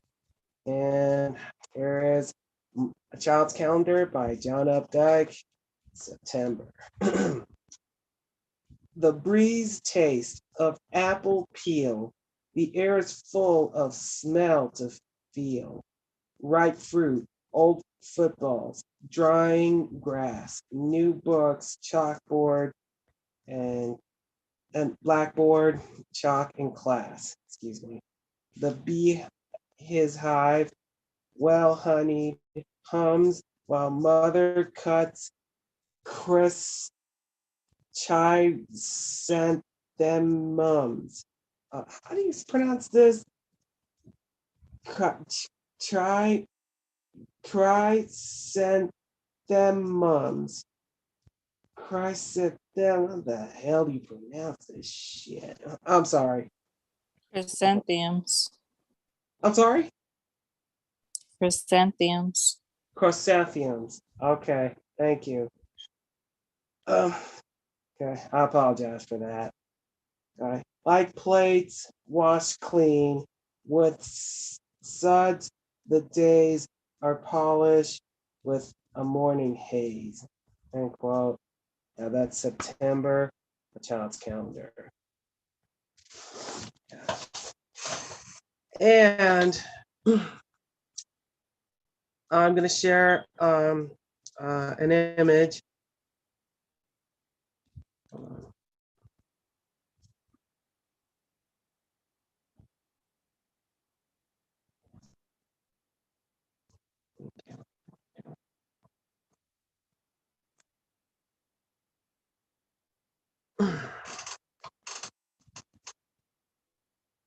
Okay.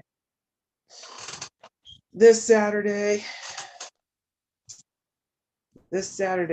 will mark 2 decades, 20 years of 9/11. Oh man. Well, we'll never forget that unforgettable day. I know it was kind of not long for any other tragedies, but well, man, at the time of that, I was still in high school. We were just getting ready for school. It was my senior year at that time. But then we just heard there was a plane crash at the World Trade Center. And then when you turn on the TV, you see one World Trade Center still standing. Thank you. Well, thank you, Nick.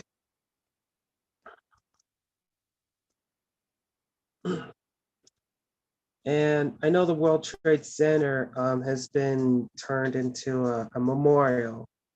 And there is the tallest building is right next to the memorial.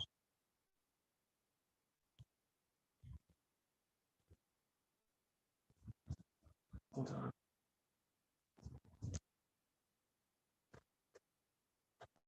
on.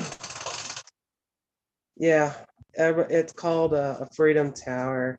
It stands right next to the World Trade Center, which is now a 9/11 memorial. Yeah, well, before the Freedom Tower, which has been rebuilt for, I don't know, it says was over a decade, I think.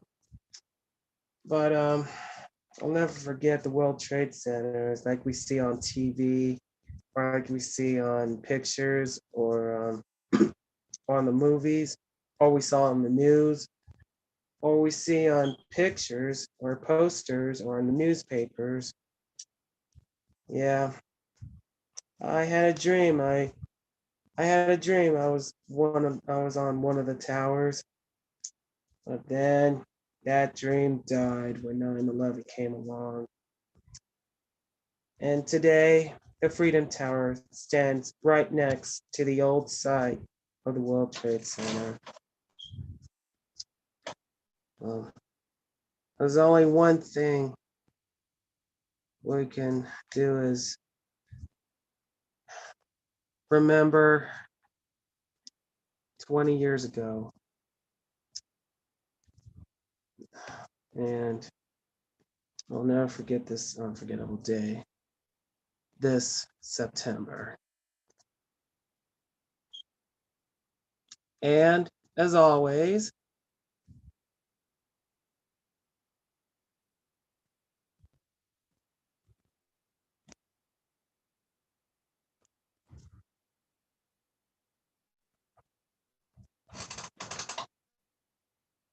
God bless America. Yeah.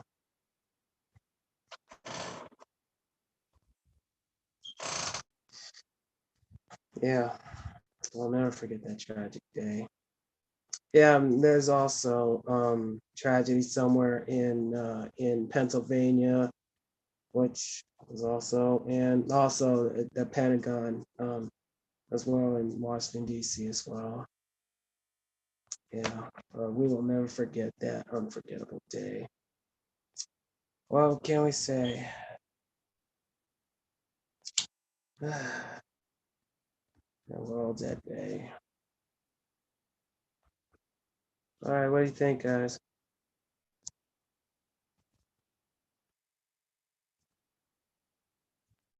Richie? All right, man. Good tribute. Good tribute. Yeah. So guys, don't forget this Saturday, we will remember 20 years, 2 decades of 9/11, and we will never forget. Remember 9/11. And second of all, our thoughts and prayers goes out to the friends and family and those who are affected by 9/11. Can I say something real quick about that? Sure. Also down in that area, I'm not sure exactly the address, but there's the museum. And in the museum, they show the actual crashing of the planes into the towers. And it's a bit much to keep seeing that over and over again. It's like on loop. So, when I was down there checking it out, it wasn't too long after this had happened.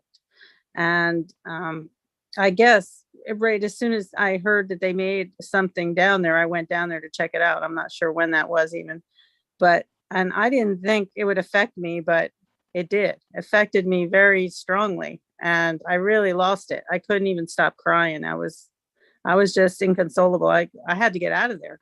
It was too much. So if you're ever going to go down there, just be aware that that could happen. I understand. Yeah. Well, my mom and my sister went there. I think it was a couple of years back. They saw what happened, and I said it was kind of a bit of emotional. Yeah. We'll never forget that day. That changed the history forever. Man. Okay. I appreciate the advice. I appreciate hearing that. Thank you. Thank you. You're very welcome.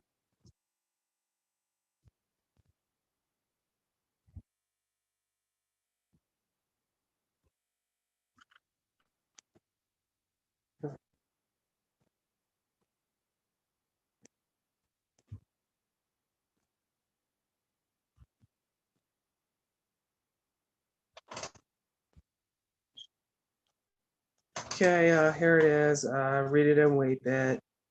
Follow me on Twitter and Instagram. Follow my page on Facebook. Don't forget the hashtag DanTheMans Weekly. Find my blogs, my video blogs on YouTube and Dan the Man's Weekly. And don't forget, check out my 7-year anniversary of Dan the Man's Weekly. I'll get to the details in a bit.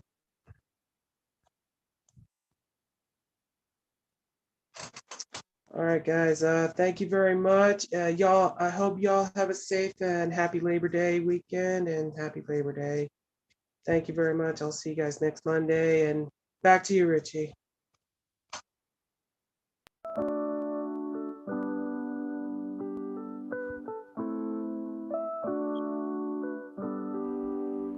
Okay, thank you, Dan. Appreciate that. Yeah, check out the Word is Right showcase on Saturday, the tribute. Thanks for everyone for making it out tonight. Monday, as always, they're long shows, so it's kind of draining, especially when it's a lot of times heavy emotional content. Sometimes we gotta let it sink in, feel it out. But again, as always, shout out to everyone who shared tonight. And every week, pretty much, we're here weekly. As I mentioned, next week we're gonna have a special guest host, the real Nick Paleologos. Super excited about that. We'll have more shows that Kit will be hosting, more shows that Khan will be hosting, and I'll be here too, of course. But BWOMS Barbed Wire Open Mic Series, check it out online. Dan, I'm gonna mute you. You should have muted yourself. All right, cool. You ruined my intro. You ruined my outro, man. You're gonna start the whole show over again. Just kidding. All right, guys, we're gonna go ahead and say Good night to the live stream to everyone, and we will see you guys next Monday for the live stream for the Barbed Open Mic. I'm Rich.